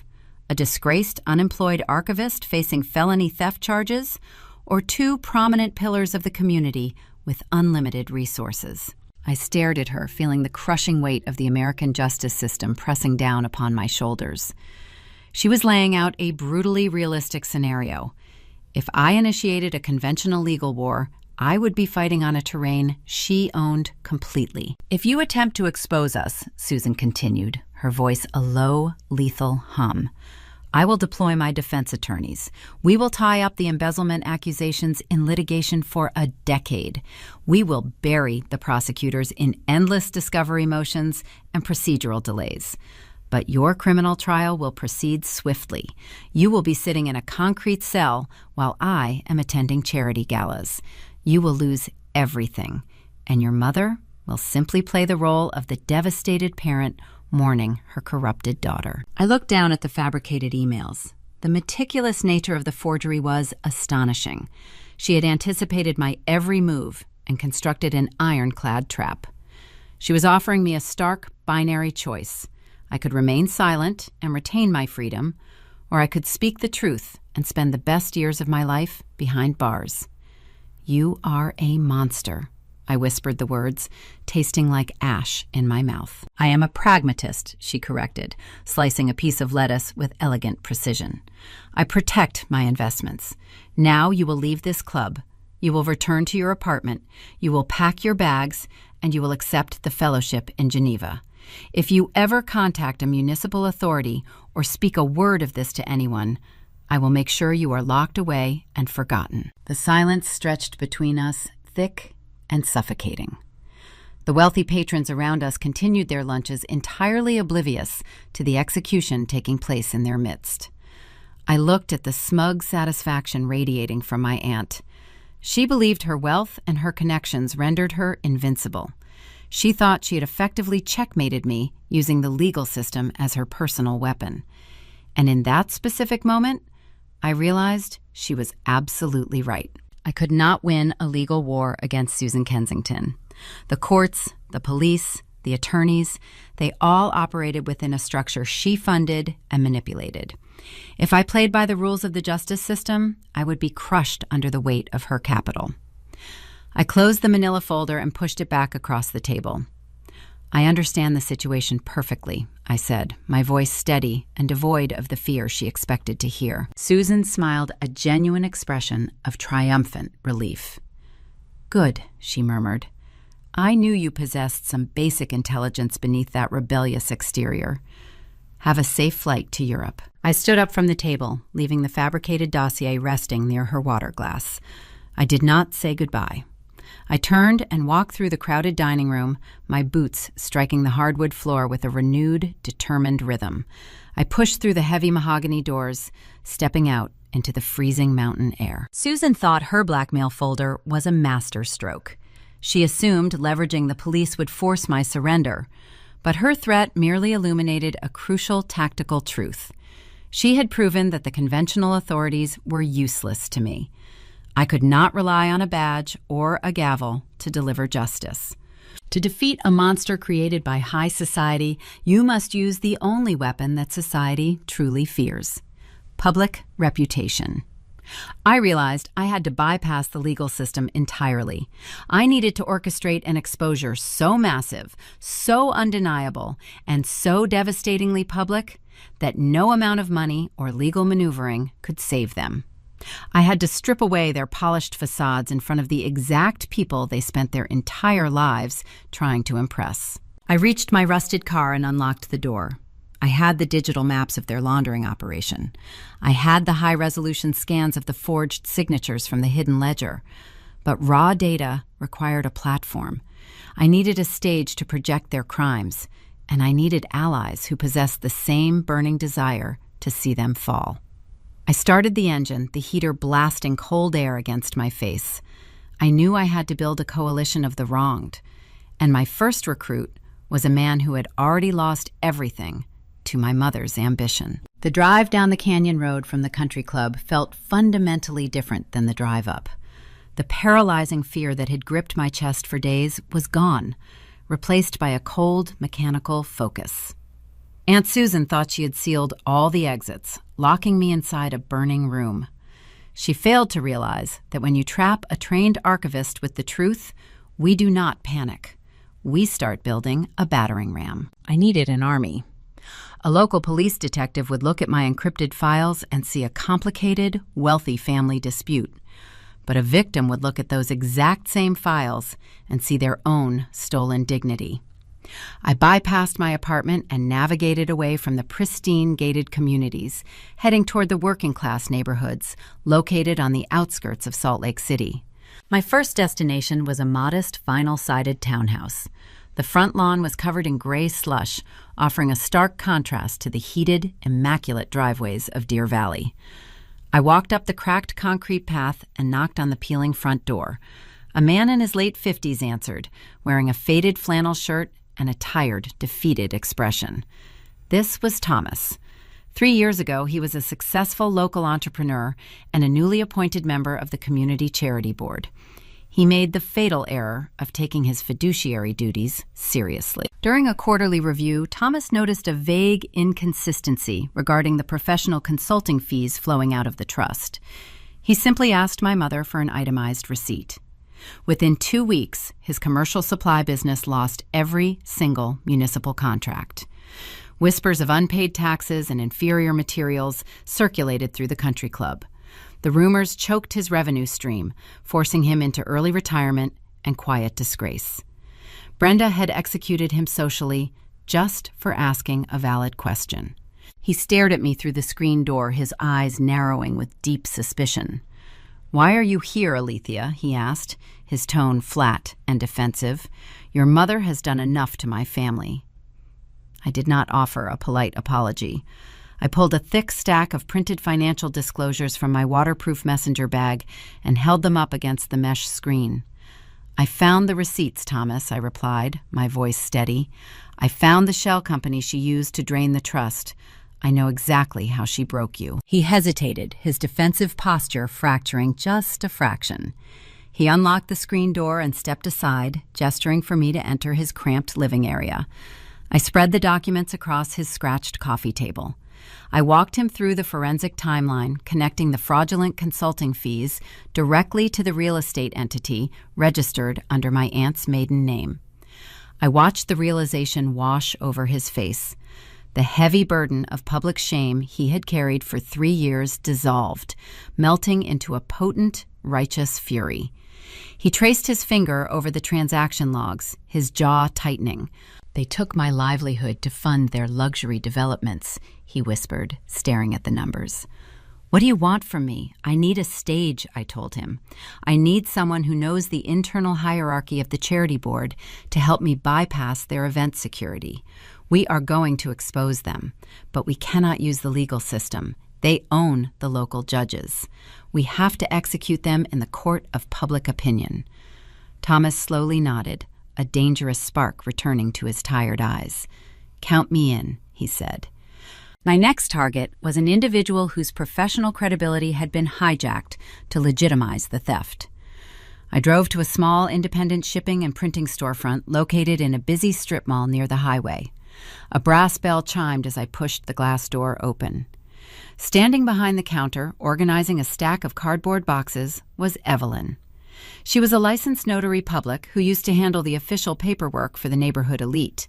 A year ago, Brenda visited this very shop, requesting a rush notarization for a stack of blank charity forms claiming a sudden administrative emergency. When Evelyn refused, stating it violated strict state regulations, Brenda created a chaotic distraction, feigning a medical episode near the front retail display. In the ensuing panic, Brenda stamped her own blank pages using Evelyn's official physical seal. Shortly afterward, Evelyn lost her affluent client base. Anonymous complaints regarding her supposed careless handling of sensitive legal documents flooded the Municipal Review Board. Brenda had destroyed the woman's reputation merely to cover a stolen stamp. Evelyn looked up from her boxes, her expression hardening when she recognized my face. "I am not signing anything for your family," she stated, dropping a roll of packing tape onto the counter. I unzipped my bag and pulled out the high-resolution color prints. "I do not need your signature, Evelyn," I replied, sliding the papers across the laminate surface. "I need you to identify your stolen seal." She picked up the top sheet. It was an enlarged ultraviolet scan of the forged asset transfer I had photographed inside the hollowed-out Bible. I pointed to the glowing blue ink at the bottom of the page. The digital enhancement revealed a critical structural flaw. "Look at the overlapping lines," I instructed. "The stamp ink sits on top of my father's forged signature. But the date indicates the document was notarized 3 days before the signature was supposedly applied. That is a physical impossibility. My mother stole your seal to validate her embezzlement." Evelyn traced the glowing blue circle. Her breathing hitched. She had spent the last 12 months believing she had simply misplaced her stamp during a chaotic afternoon. Seeing the undeniable proof of Brenda's calculated sabotage ignited a sudden, fierce anger inside her.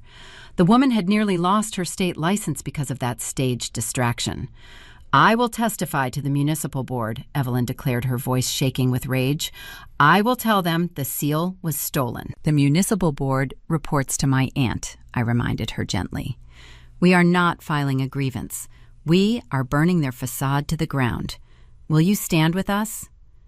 Evelyn looked at the forged document one last time before looking me directly in the eyes. "Just tell me where I need to be," she replied. I had my soldiers. Now I required an undisputed weapon. I possessed the photographic evidence, but Susan could easily hire an expensive defense attorney to claim I manipulated the digital files myself. A disgraced daughter doctoring photographs was an easy narrative for them to sell. I needed an unimpeachable third-party expert to authenticate the forgery. I could not hire a local specialist because Susan monitored every financial consultant and forensic lab in the county. I returned to my apartment and booted up my encrypted laptop. I initiated a secure video call to a colleague located 3 states away. Marcus Thorne was the senior director of a prestigious historical preservation society in Colorado. His organization was technically a rival to my local board, but Marcus and I shared a deep professional respect. We had collaborated on authenticating a series of controversial frontier diaries 2 years prior. He was an uncompromising archivist who valued the structural truth of a document above all politics. Marcus answered the call sitting in his own temperature-controlled lab, surrounded by glass cases and specialized lighting equipment. "It is late, Alethea," he noted, adjusting his glasses. "What requires a secure connection? I am sending you a batch of encrypted, high-resolution scans," I said, typing the transfer command into my terminal. "I need a formal structural analysis of the ink layering on these specific pages. Do not look at the names. Just look at the physical properties of the strokes." Marcus remained silent as the heavy files downloaded to his local server. He opened the images and applied his own diagnostic filters. For 10 agonizing minutes, the only sound over the audio feed was the clicking of his mouse and his occasional thoughtful hum. "This is a clumsy manipulation," Marcus finally announced, leaning closer to his camera. "The primary signature exhibits severe tremor, indicating a forced tracing attempt. Furthermore, the notary seal was applied via a digital superimposition. The pixel density of the stamped ink does not match the organic bleed of the surrounding text. Someone photographed a legitimate seal and digitally stamped it onto this forged document. It is a fabricated file, Alethea." I let out a slow exhale. "Can you provide a formal written assessment detailing that exact conclusion?" I asked. "I need your professional letterhead and your signature verifying the forgery." Marcus paused, recognizing the gravity of the request. An official authentication from his institute carried immense legal and historical weight. "If I provide this document, you will likely face intense scrutiny," he warned. "Are you certain you want to initiate this process?" "I am preserving the historical record, Marcus," I replied, my voice unwavering. "It is the only way to save my foundation." He nodded slowly, tapping his keyboard. "I will email the certified assessment within the hour. Good luck, Alethea." The final piece of the puzzle locked into place. I had the undeniable financial routing numbers. I had the authenticated proof of the forgery verified by an out-of-state expert. I had the victims ready to confront their abusers. The quiet assembly was complete. That evening, Thomas and Evelyn met me in my apartment. We sat around my small dining table, reviewing the timeline and analyzing the collected dossiers. The atmosphere felt electric. 3 destroyed individuals gathering in the shadows to dismantle a corrupt empire. We just needed the perfect venue to execute our strike. Thomas reached into his faded coat pocket and pulled out a thick gold-embossed envelope. He tossed it onto the center of the table. "The local committee revoked my membership years ago," Thomas explained, pointing to the heavy cardstock. "But they forgot to remove my residential address from the automated mailing list. I received this in the mail yesterday." I picked up the envelope and slid the invitation out. The elegant cursive font detailed the upcoming annual Park City Heritage Gala, scheduled for this Saturday night at the luxury ski resort. The event promised an evening of philanthropy and moral reflection. At the bottom of the card, a specific highlight was printed in bold gold lettering. The community board will be presenting the Pillar of the Community Award to Mrs. Brenda Palmer, honoring her decades of selfless charity work. I stared at the golden letters, a cold smile forming on my lips. Susan demanded I leave town quietly. Brenda expected me to fade away into an Arizona wellness clinic. They were both preparing to stand on a grand stage and celebrate their fabricated righteousness in front of 300 elite donors. They had constructed the perfect pedestal for themselves.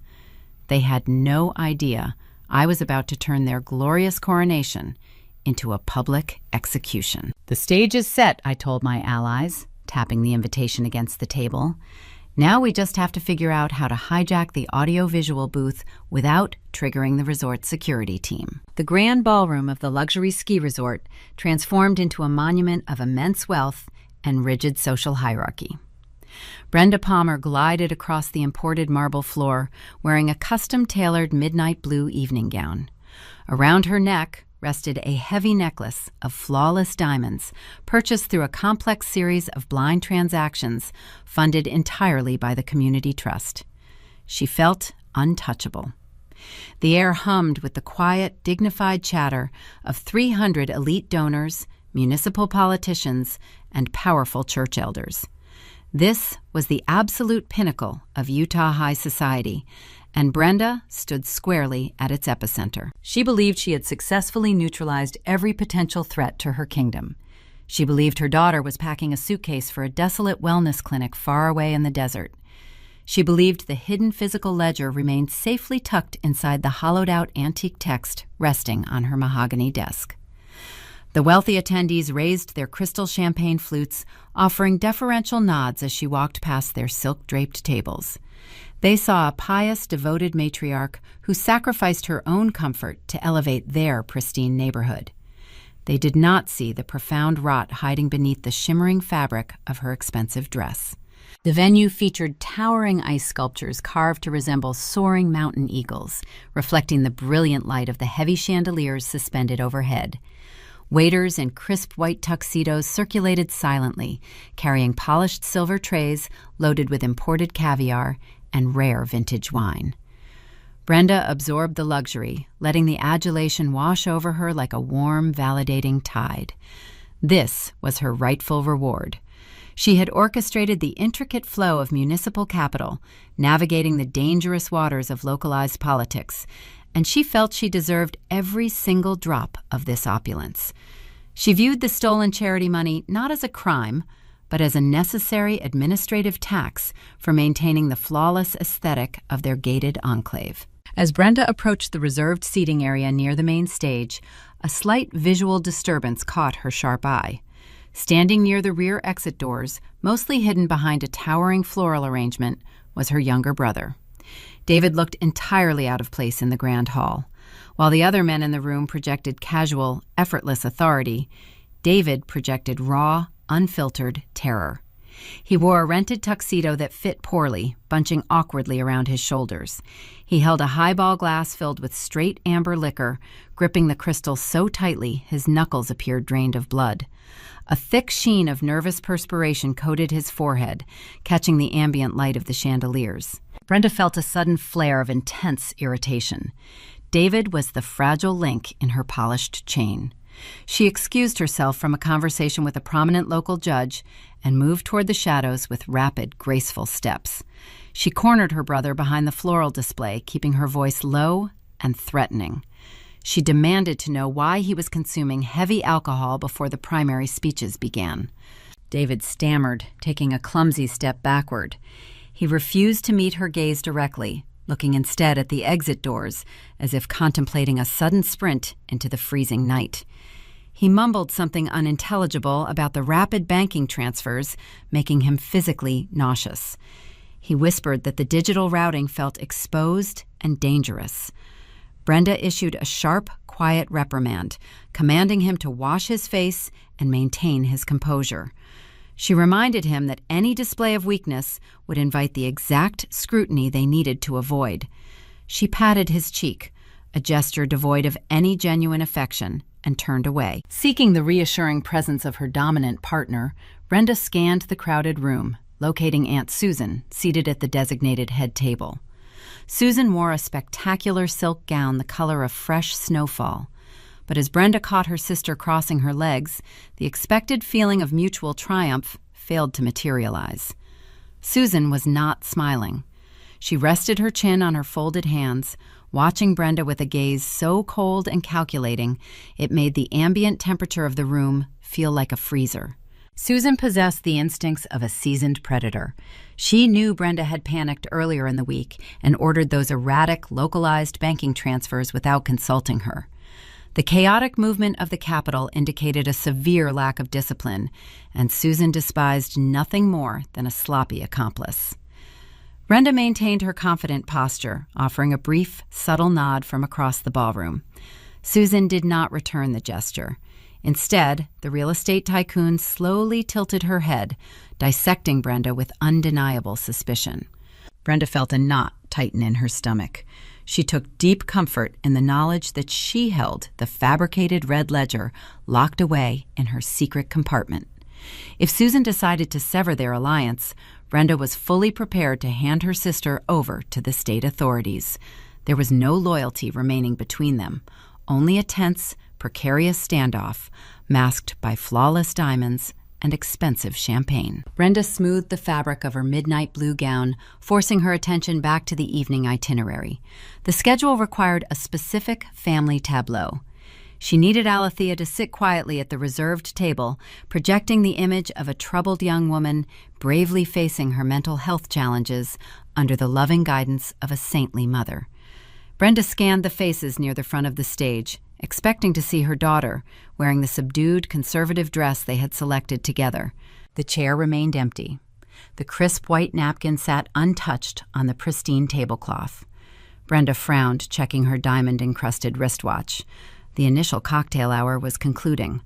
Alethea should have arrived 30 minutes ago via the private car service Brenda had arranged. The absence gnawed at the edges of Brenda's carefully constructed confidence. She detested unpredictable variables. She pulled her mobile device from her beaded clutch, scrolling through her recent communications. She had sent 3 separate messages instructing her daughter to wait in the lobby upon arrival. All 3 messages remained unread. A sudden, chilling thought crept into her mind. What if the archivist had not signed the surrender document with genuine compliance? What if the weeping in the apartment was merely a theatrical performance designed to buy time? Brenda quickly suffocated the rising panic. She convinced herself that Alethea was simply too emotionally fragile to attend the grand event. The girl was probably sitting alone in her cramped studio, too terrified of the public exposure to face the elite congregation. Yes, that had to be the logical explanation. Brenda nodded to herself, restoring her internal equilibrium.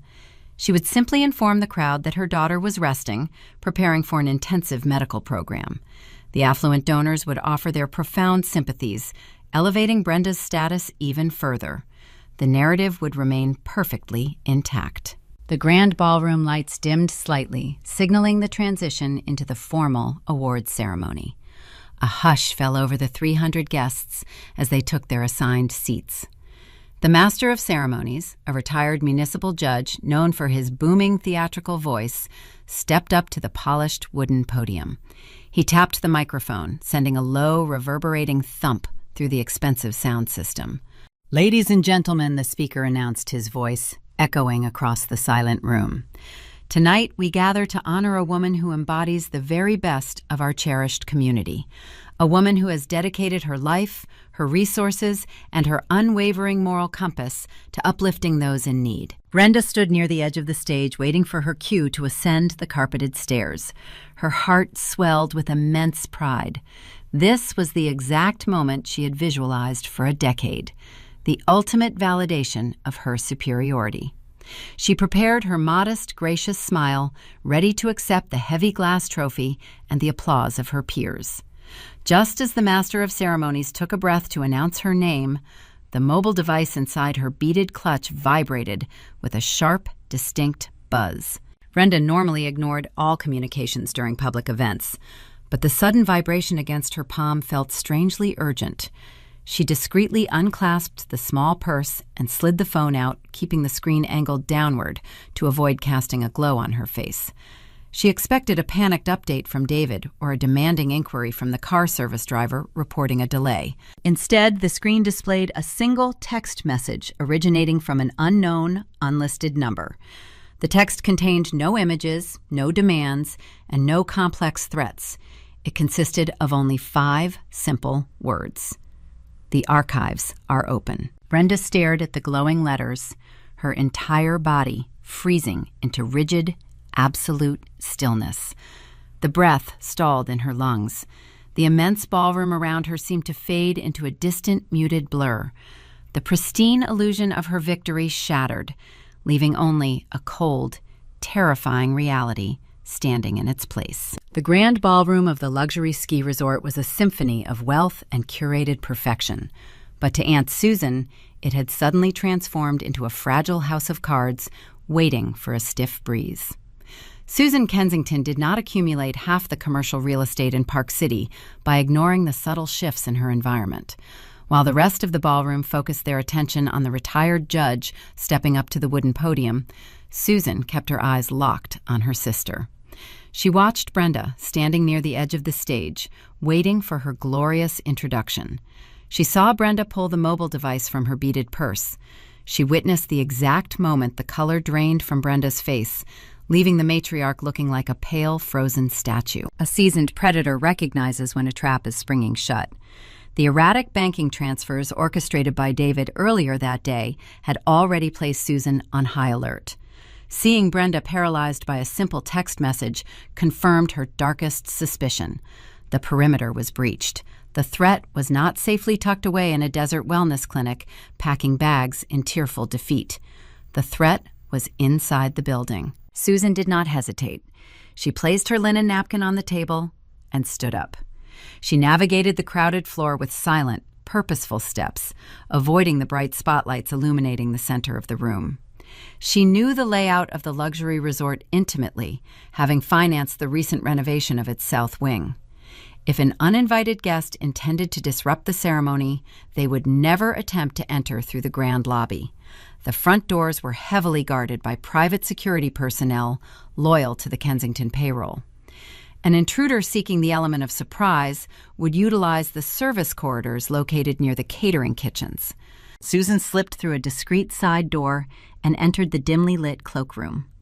The space smelled of damp wool, expensive leather, and melting snow.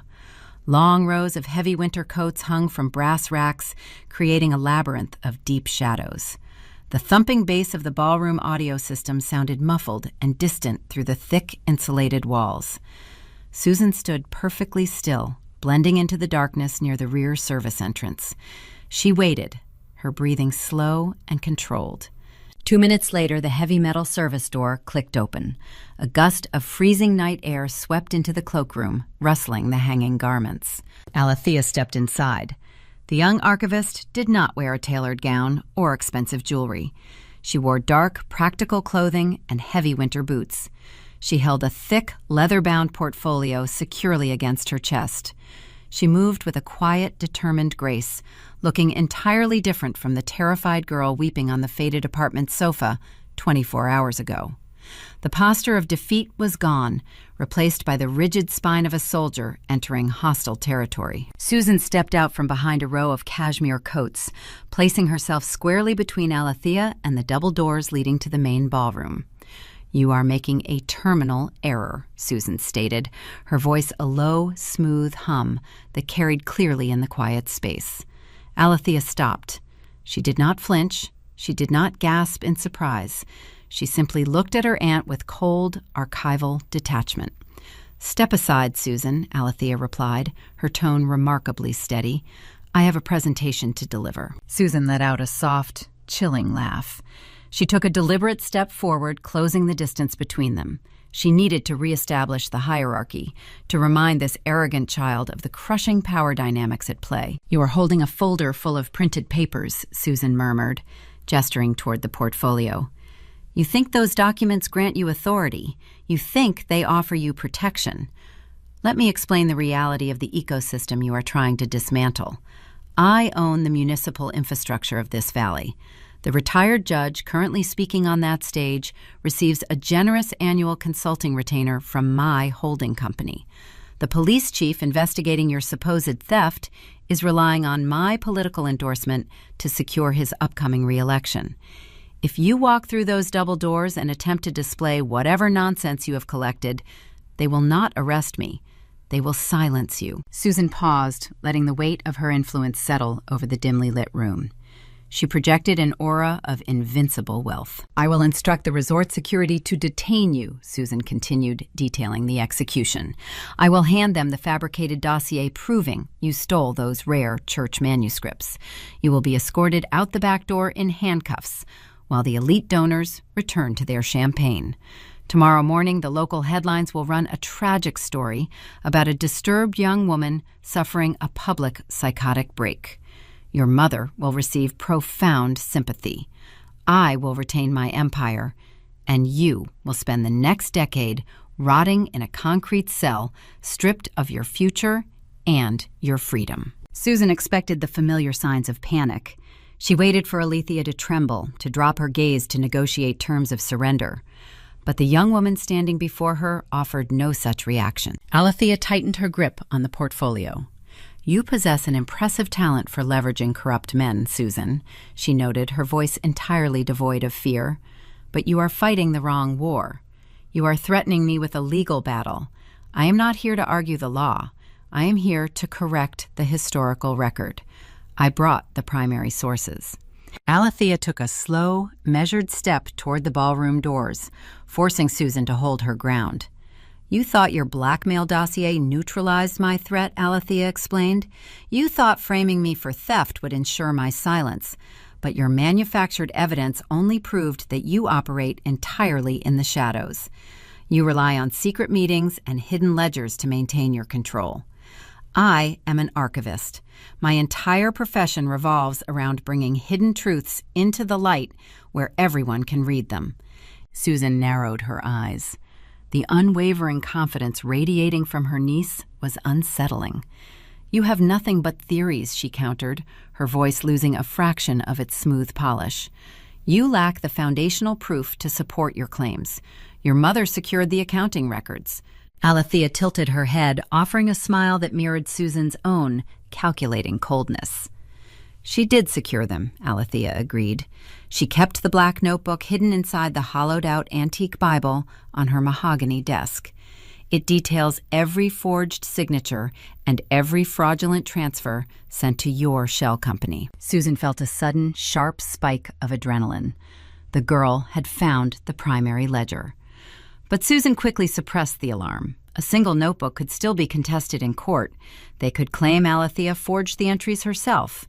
"But that is not the most interesting document I discovered," Alethea continued, her voice dropping to a conversational whisper.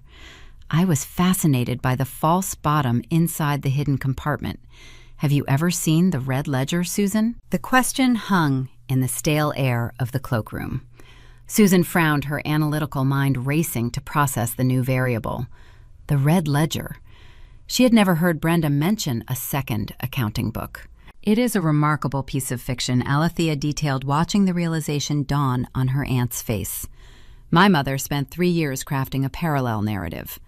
The red ledger contains altered expense reports and fabricated emails, explicitly naming you as the sole mastermind behind the entire charity embezzlement. She forged letters detailing how you supposedly threatened her life to secure her cooperation." The words struck Susan like a physical blow. The air vanished from her lungs. "She prepared an ironclad insurance policy," Alethea stated, delivering the final devastating blow. "If the authorities ever breached the estate, Brenda planned to hand them the red ledger. She was preparing to offer you as the sacrificial lamb. She was going to send you to federal prison while she played the innocent victim. There is no loyalty in your alliance, Susan. You are just another asset she planned to liquidate when the audit arrived." The pristine armor of Susan's composure fractured. The truth of the revelation resonated with sickening clarity. She remembered Brenda's erratic behavior, the localized banking transfers, the constant nervous energy. Brenda was not just protecting their shared secret. Brenda was building a customized lifeboat designed for one passenger. The betrayal cut deep, igniting a raw, visceral fury inside the real estate tycoon.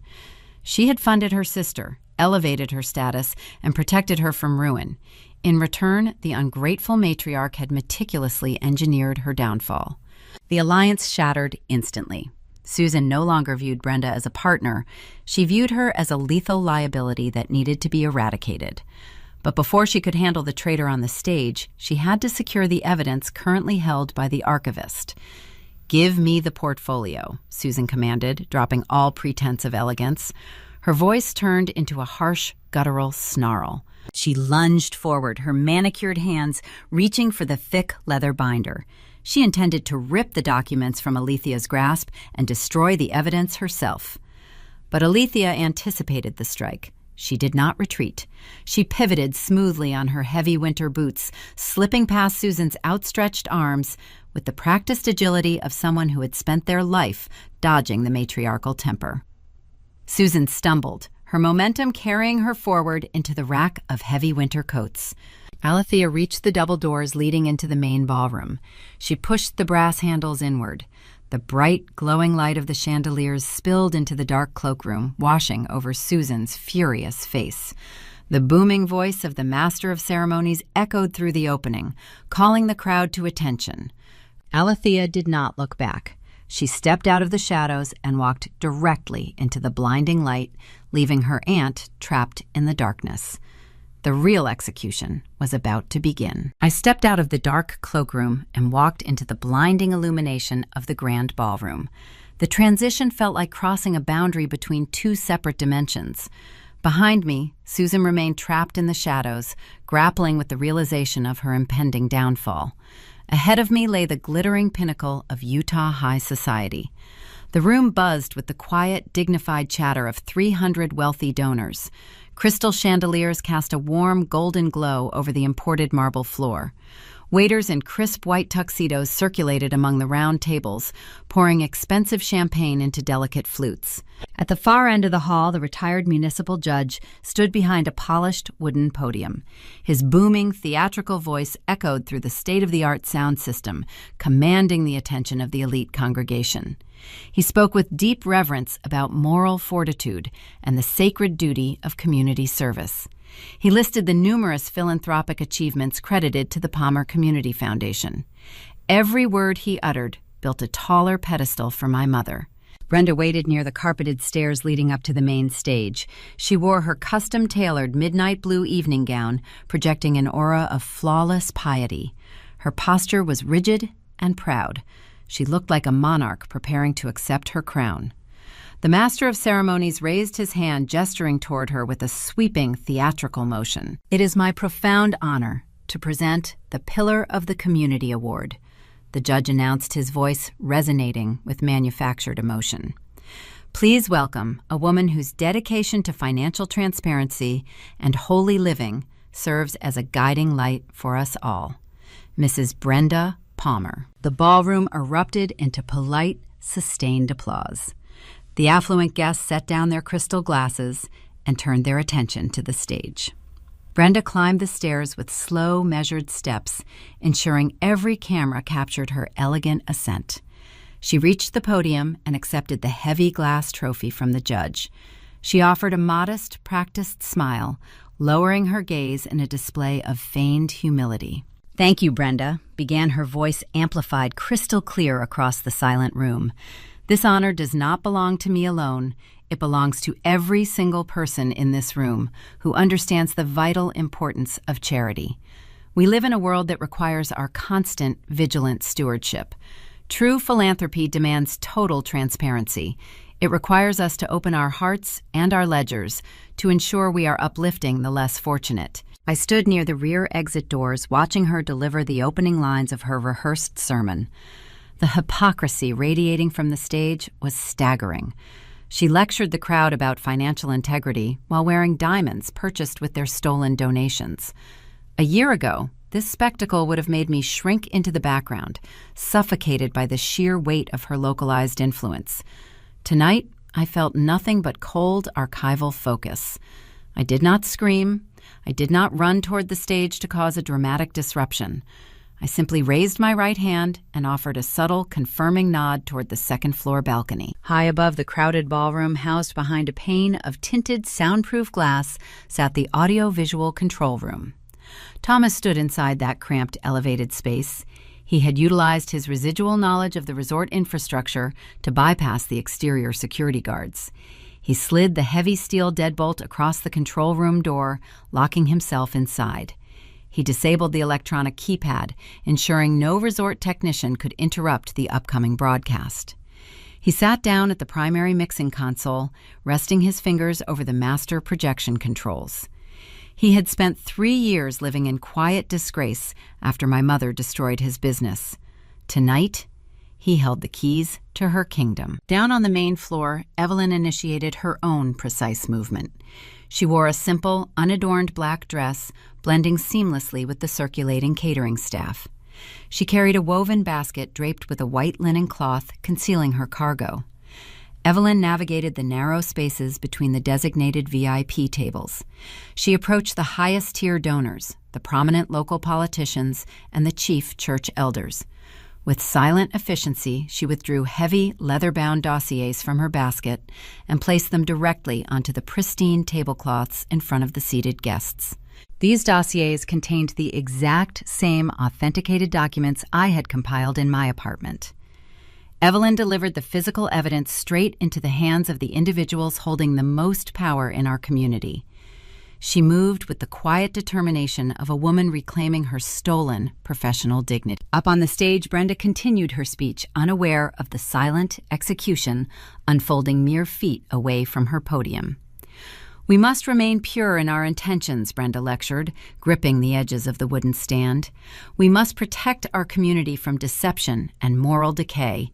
Thomas pressed the execution command on the mixing console. The gigantic digital projection screens suspended directly behind Brenda were scheduled to play a heartwarming montage of local youth centers. Instead, the screens flickered, going entirely black for 2 agonizing seconds. A low hum vibrated through the speakers. Then the displays flashed to life, bathing the entire stage in stark white light. A collective gasp rippled through the ballroom. The wealthy attendees stared at the towering screens. Projected 10 feet high in high-definition clarity were the scanned pages of the hidden black notebook.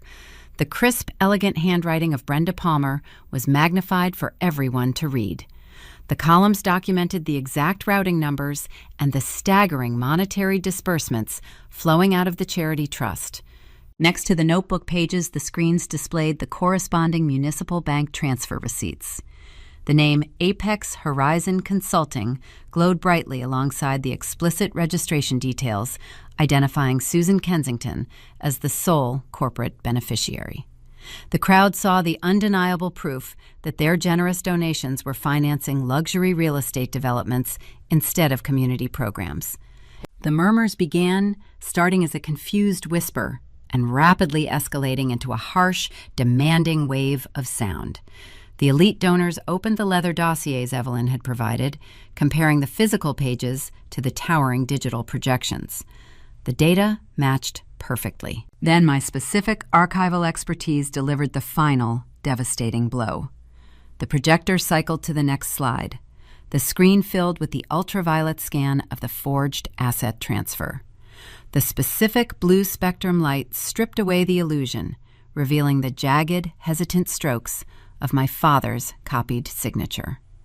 The digital superimposition of Evelyn's stolen notary seal was highlighted with bright red analytical markers, pointing out the impossible chronological timestamp. Beside the glowing forgery sat the certified authentication letter, signed by Marcus Thorne, verifying the document was a deliberate, calculated fraud. The quiet, dignified chatter of high society dissolved into raw, chaotic outrage. Chairs scraped against the imported marble floor as several prominent investors stood up, their faces red with betrayal. The church elders flipped through the leather dossiers, their expressions hardening into masks of pure disgust. Brenda stood at the podium totally oblivious to the towering evidence displayed behind her. She heard the sudden shift in the audience. She saw the wealthy donors stop clapping and start pointing toward the stage. She noticed the local municipal judge glaring at her, clutching a leather-bound folder.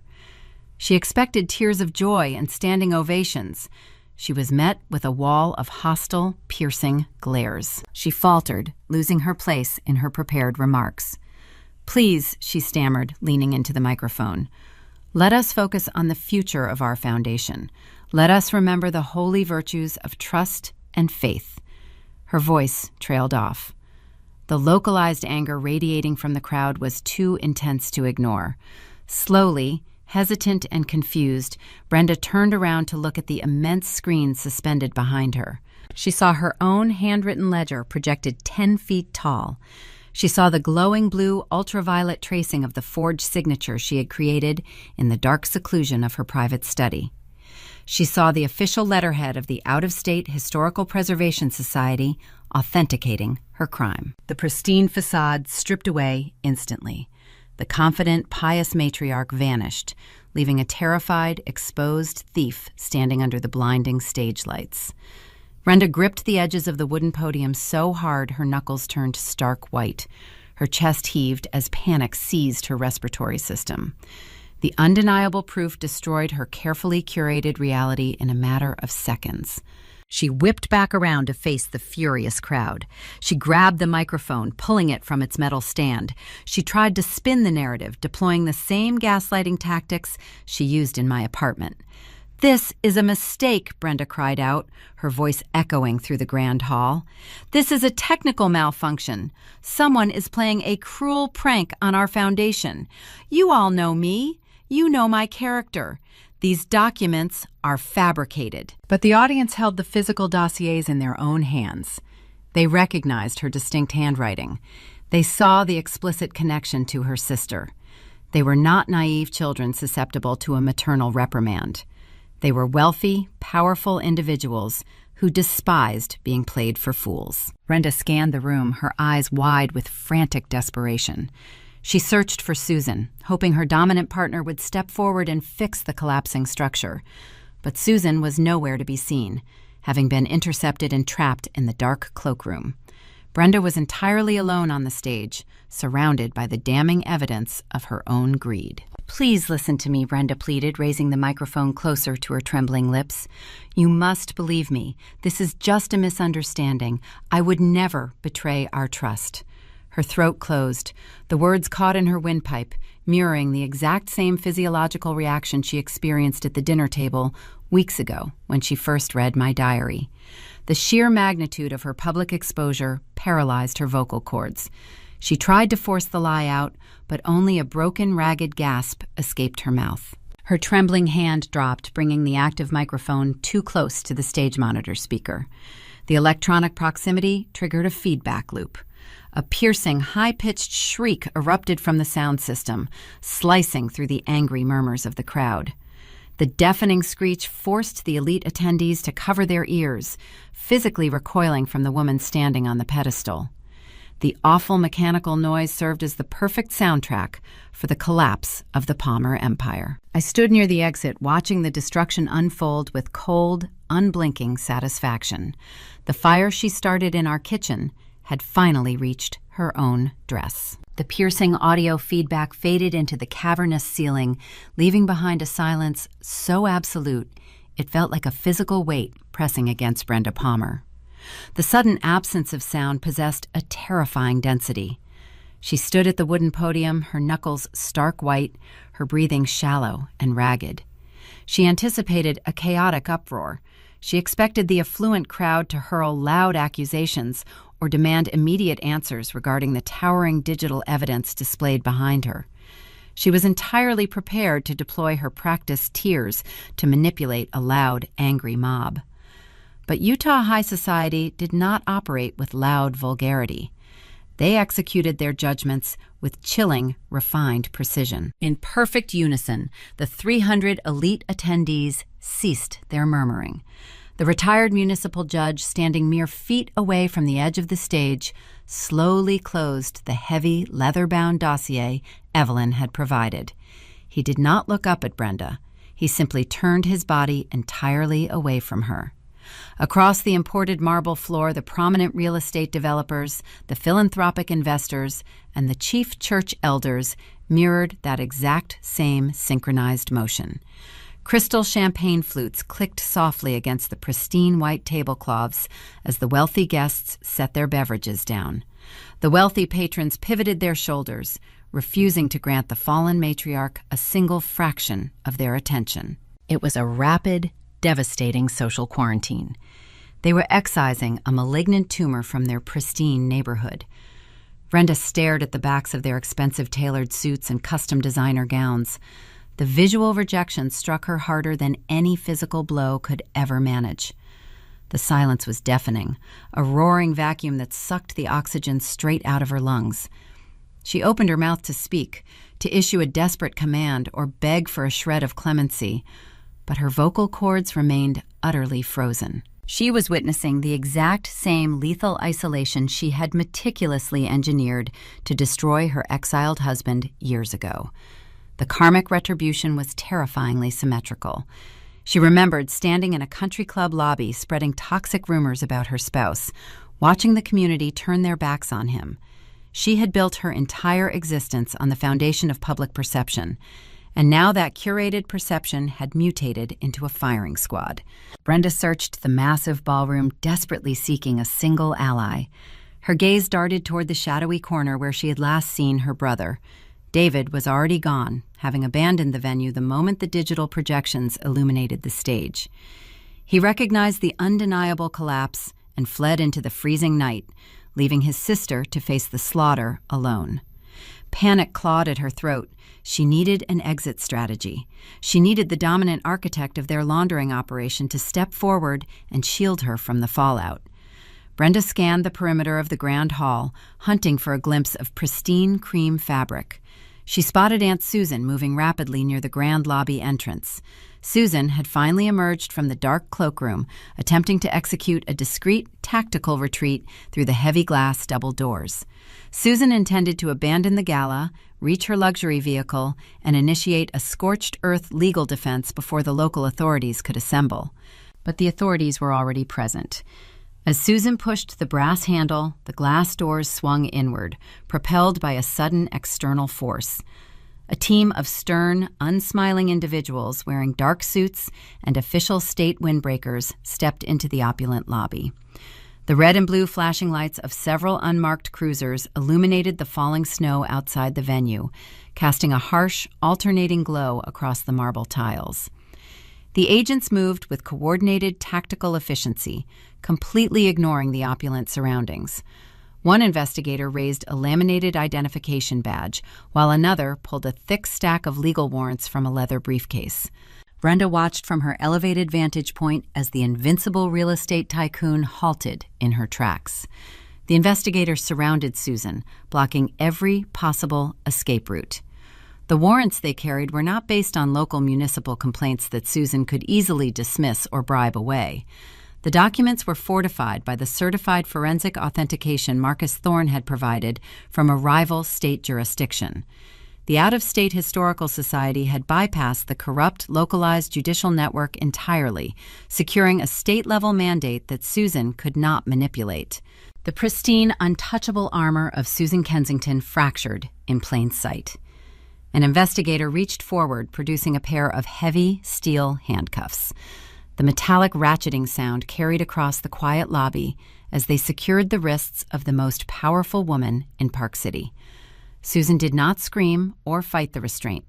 Her face hardened into a mask of pure, defeated venom as the officers escorted her out into the harsh winter night. The final structural pillar holding up the Palmer Empire collapsed, leaving Brenda entirely isolated on the elevated platform. The custom-tailored midnight blue evening gown suddenly felt incredibly heavy, dragging her down like a woven anchor. The flawless diamonds resting against her collarbone no longer projected radiant authority. They felt like a heavy chain binding her to the undeniable evidence displayed on the towering projector screens above her head. The gigabytes of forged signatures and illicit banking transfers continued to glow, bathing her shivering form in a harsh, damning light. She possessed nothing. The charity trust was frozen. Her social currency was bankrupt. The elite congregation she had sacrificed her own family to impress now viewed her as a repulsive contagion. The hollow shell of her manufactured image crumbled into fine dust, leaving behind a terrified, empty woman who had traded her soul for a glass trophy that now sat abandoned on the wooden podium. A subtle movement near the center aisle caught her attention. The sea of wealthy donors slowly parted, creating a clear, unobstructed pathway down the middle of the ballroom. The guests stepped aside, refusing to meet the gaze of the person walking toward the stage. It was Alethea. The young archivist moved with a calm, rhythmic certainty, her heavy winter boots striking the marble floor with deliberate, unhurried purpose. She did not wear a triumphant smirk. She did not project vindictive joy or petty gloating. She approached the ruins of her family with the cold, detached professionalism of a researcher evaluating a destroyed historical artifact. Alethea reached the base of the carpeted stairs and stopped looking up at the terrified matriarch. Brenda gripped the edges of the podium, leaning forward over the polished wood. The maternal facade shattered, completely replaced by the raw, pathetic desperation of a cornered animal. She looked at her daughter, her eyes wide and overflowing with panicked tears. "Please, Alethea," Brenda begged, her voice a ragged, broken whisper that barely carried beyond the first row of tables. "You have to fix this. You have to tell them it is a misunderstanding. Tell them it is a cruel prank. Tell them you fabricated the digital files because you were upset with me about the disciplinary hearing.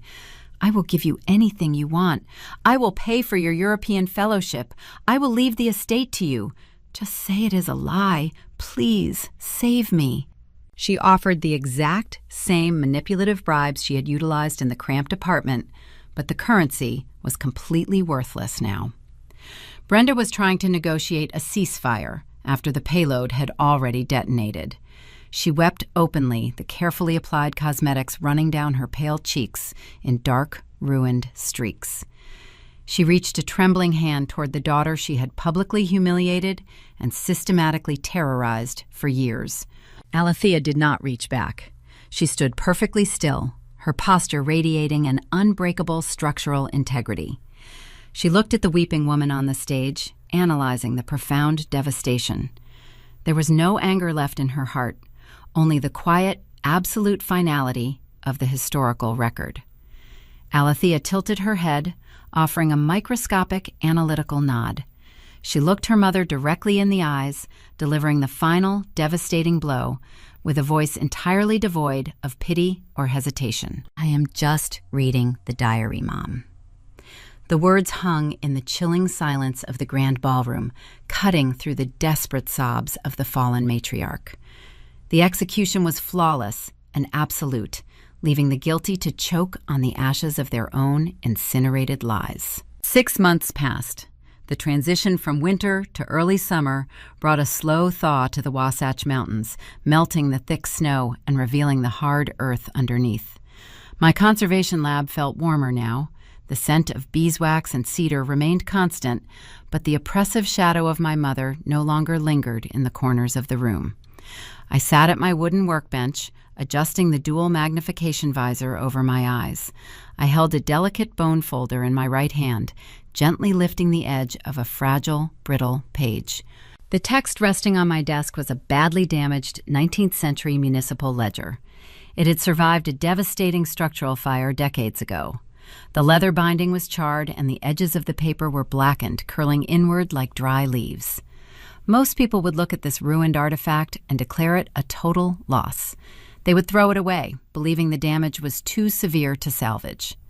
But a conservationist understands that fire merely alters the state of the object. It does not erase the foundation. With patience and precise chemical application, the hidden words can be coaxed back into the light. I applied a thin layer of specialized wheat starch paste to a severe tear, mending the fibrous gap with a strip of translucent Japanese tissue. The repetitive rhythmic motion grounded me. It offered a profound, quiet parallel to the reconstruction of my own life. The fallout from the Heritage Gala was not swift or cinematic. It was a slow, grinding, bureaucratic demolition. When the state investigators marched Aunt Susan out of the luxury ski resort in handcuffs, the pristine illusion of our elite enclave shattered entirely. The subsequent federal investigation peeled back the layers of their sophisticated laundering operation. The authorities did not just find the missing charity funds. They uncovered years of municipal bribery, zoning manipulation, and systemic tax evasion tied directly to Susan and her real estate holdings. Susan and Brenda were indicted on multiple counts of federal wire fraud and conspiracy. The local judges who once attended their lavish dinner parties suddenly recused themselves, terrified of the sprawling federal oversight. The powerful defense attorneys Susan hired could not argue against the ultraviolet scans of the forged signatures or the certified structural analysis provided by Marcus Thorne. The evidence was undeniable. The social execution was far more brutal than the legal proceedings. High society in Park City possesses a ruthless immune system. The wealthy donors and church elders instantly severed all ties to the Palmer name. Brenda was excommunicated from the foundation she built. The country club revoked their memberships. When Brenda walked into a local grocery store, her former friends turned their shopping carts around and walked down different aisles, pretending she did not exist. She was rendered invisible in the exact town she once ruled. To fulfill the immense restitution required to repay the stolen community trust, the federal courts seized the sprawling Palmer estate. The pristine stone mansion, with its cavernous marble foyer and the dark walnut study, was liquidated at a government auction. The antique family Bible that once held the hidden ledger was cataloged as evidence. Brenda lost her sanctuary, her wealth, and her crown. She relocated to a modest rented condominium located in an undesirable industrial sector, waiting for her criminal trial to commence. My own vindication arrived quietly. The fabricated theft charges Susan manufactured dissolved the moment the investigators raided her corporate office and uncovered the dummy email accounts used to stage the crime. Director Caldwell summoned me back to the Preservation Board. He did not offer a dramatic, tearful apology. Men who value hierarchy rarely admit their failures with grace. He simply cleared his throat, handed back my security badge, and informed me that my unpaid leave was retroactively converted to paid compensation. I accepted the badge without a smile. I did not need his validation anymore. I had secured my own. The heavy brass mail slot on the front door of my apartment clattered, disrupting my focus. I set the bone folder down on the workbench and walked upstairs to the entryway. A few utility envelopes rested on the floor mat alongside a thick, cream-colored letter. I picked up the letter and recognized the meticulous architectural handwriting immediately. The return address indicated a small rural postal route in Idaho. It was from my father. I walked into my small kitchen, broke the wax seal, and unfolded the heavy stationery.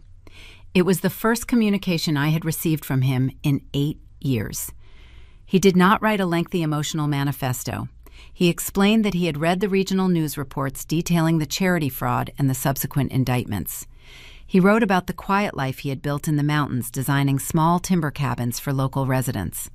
He expressed a deep, profound sorrow for leaving me behind in that toxic environment, lacking the courage to fight the matriarchal machine himself.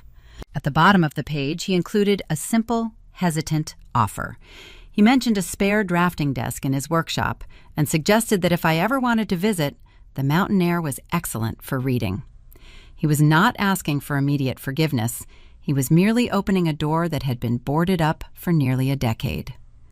I folded the letter and placed it carefully onto the kitchen counter.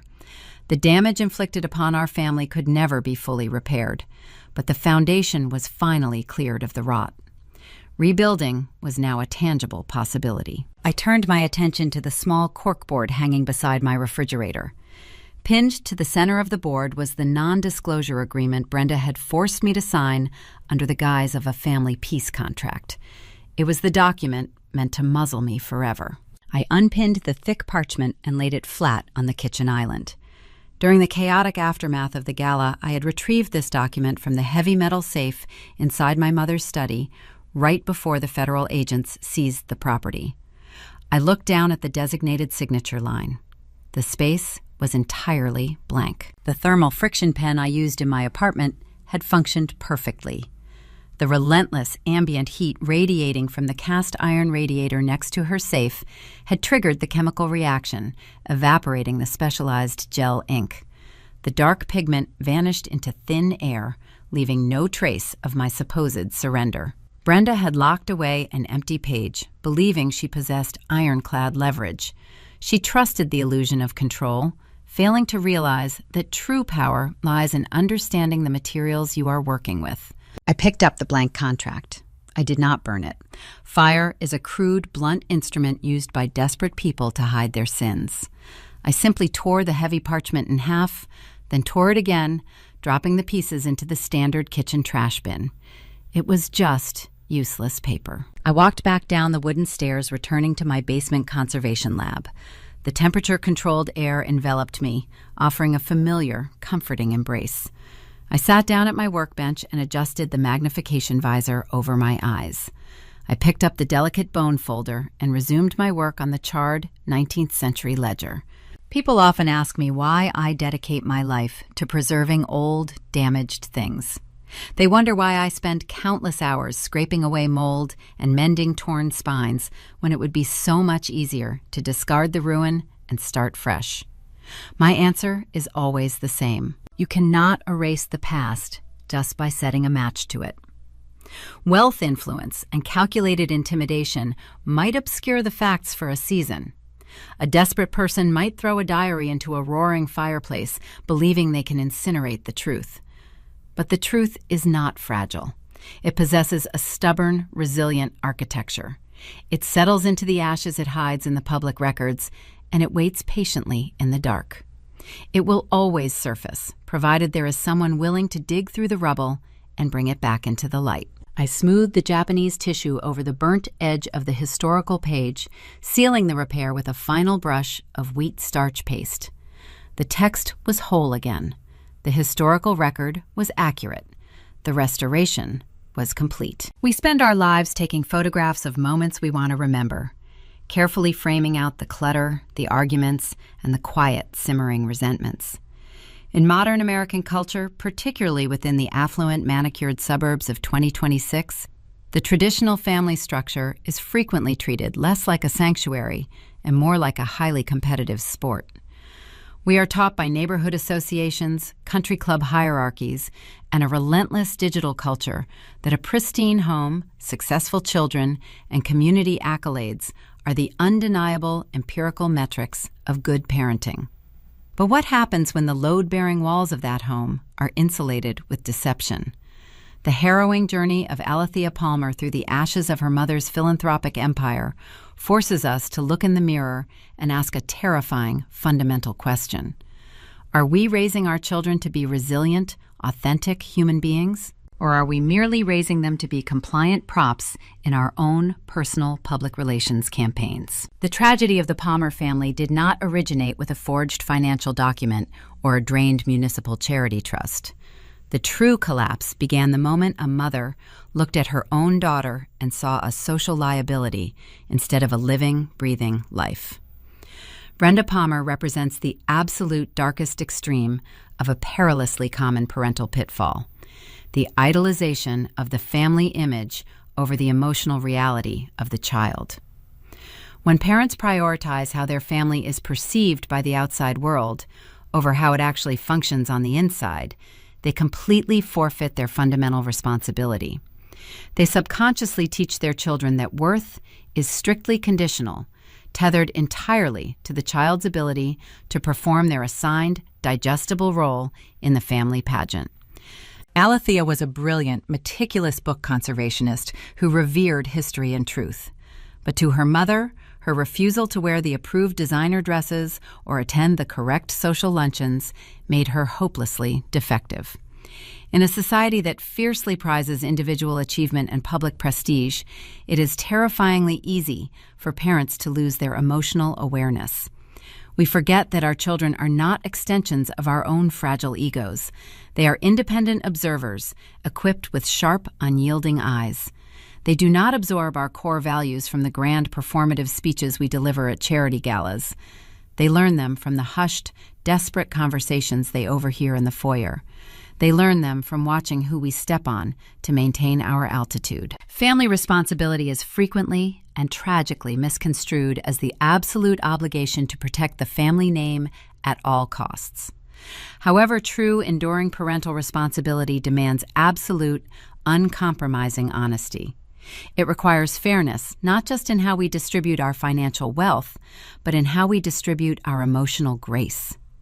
When a parent weaponizes a child's private thoughts, pulling a hidden diary from beneath the floorboards and reading it aloud to solicit condescending laughter from the local elite, it ceases to be a mere invasion of privacy. It becomes an emotional execution. It explicitly signals to the child that their home is not a safe harbor, but rather a hostile, heavily monitored territory where vulnerabilities are gathered and stored as ammunition. The traditional family structure is biologically and sociologically designed to be a fortress against the cruelties of the outside world. When the cruelty emanates from the head of the dining table, the foundation inherently rots from within. A parent's ultimate non-negotiable duty is to provide a reliable moral baseline. If that baseline is corrupted by hypocrisy, the child is forced into an agonizing premature adulthood. They must become the investigator, the judge, and ultimately the executioner of the very people who were supposed to keep them safe. Long-term guidance in American parenting should never be defined solely by securing a spot at a prestigious university or orchestrating an advantageous high society marriage. Authentic guidance is about instilling a fierce, unshakable respect for the truth, coupled with the emotional intelligence required to navigate it. Alethea's immense, unbreakable power did not stem from malice or a desire for petty revenge. It originated from her meticulous, archival respect for reality, a respect she had to cultivate entirely in the shadows, independent of her parents.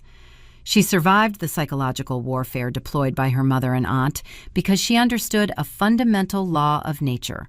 No matter how aggressively a lie is polished, and no matter how heavily it is funded, it can never withstand the blinding light of forensic truth.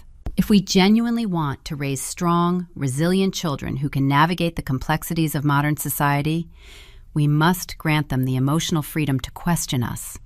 We must allow them to challenge our inconsistencies, point out our flaws, and hold us accountable to the very standards we preach.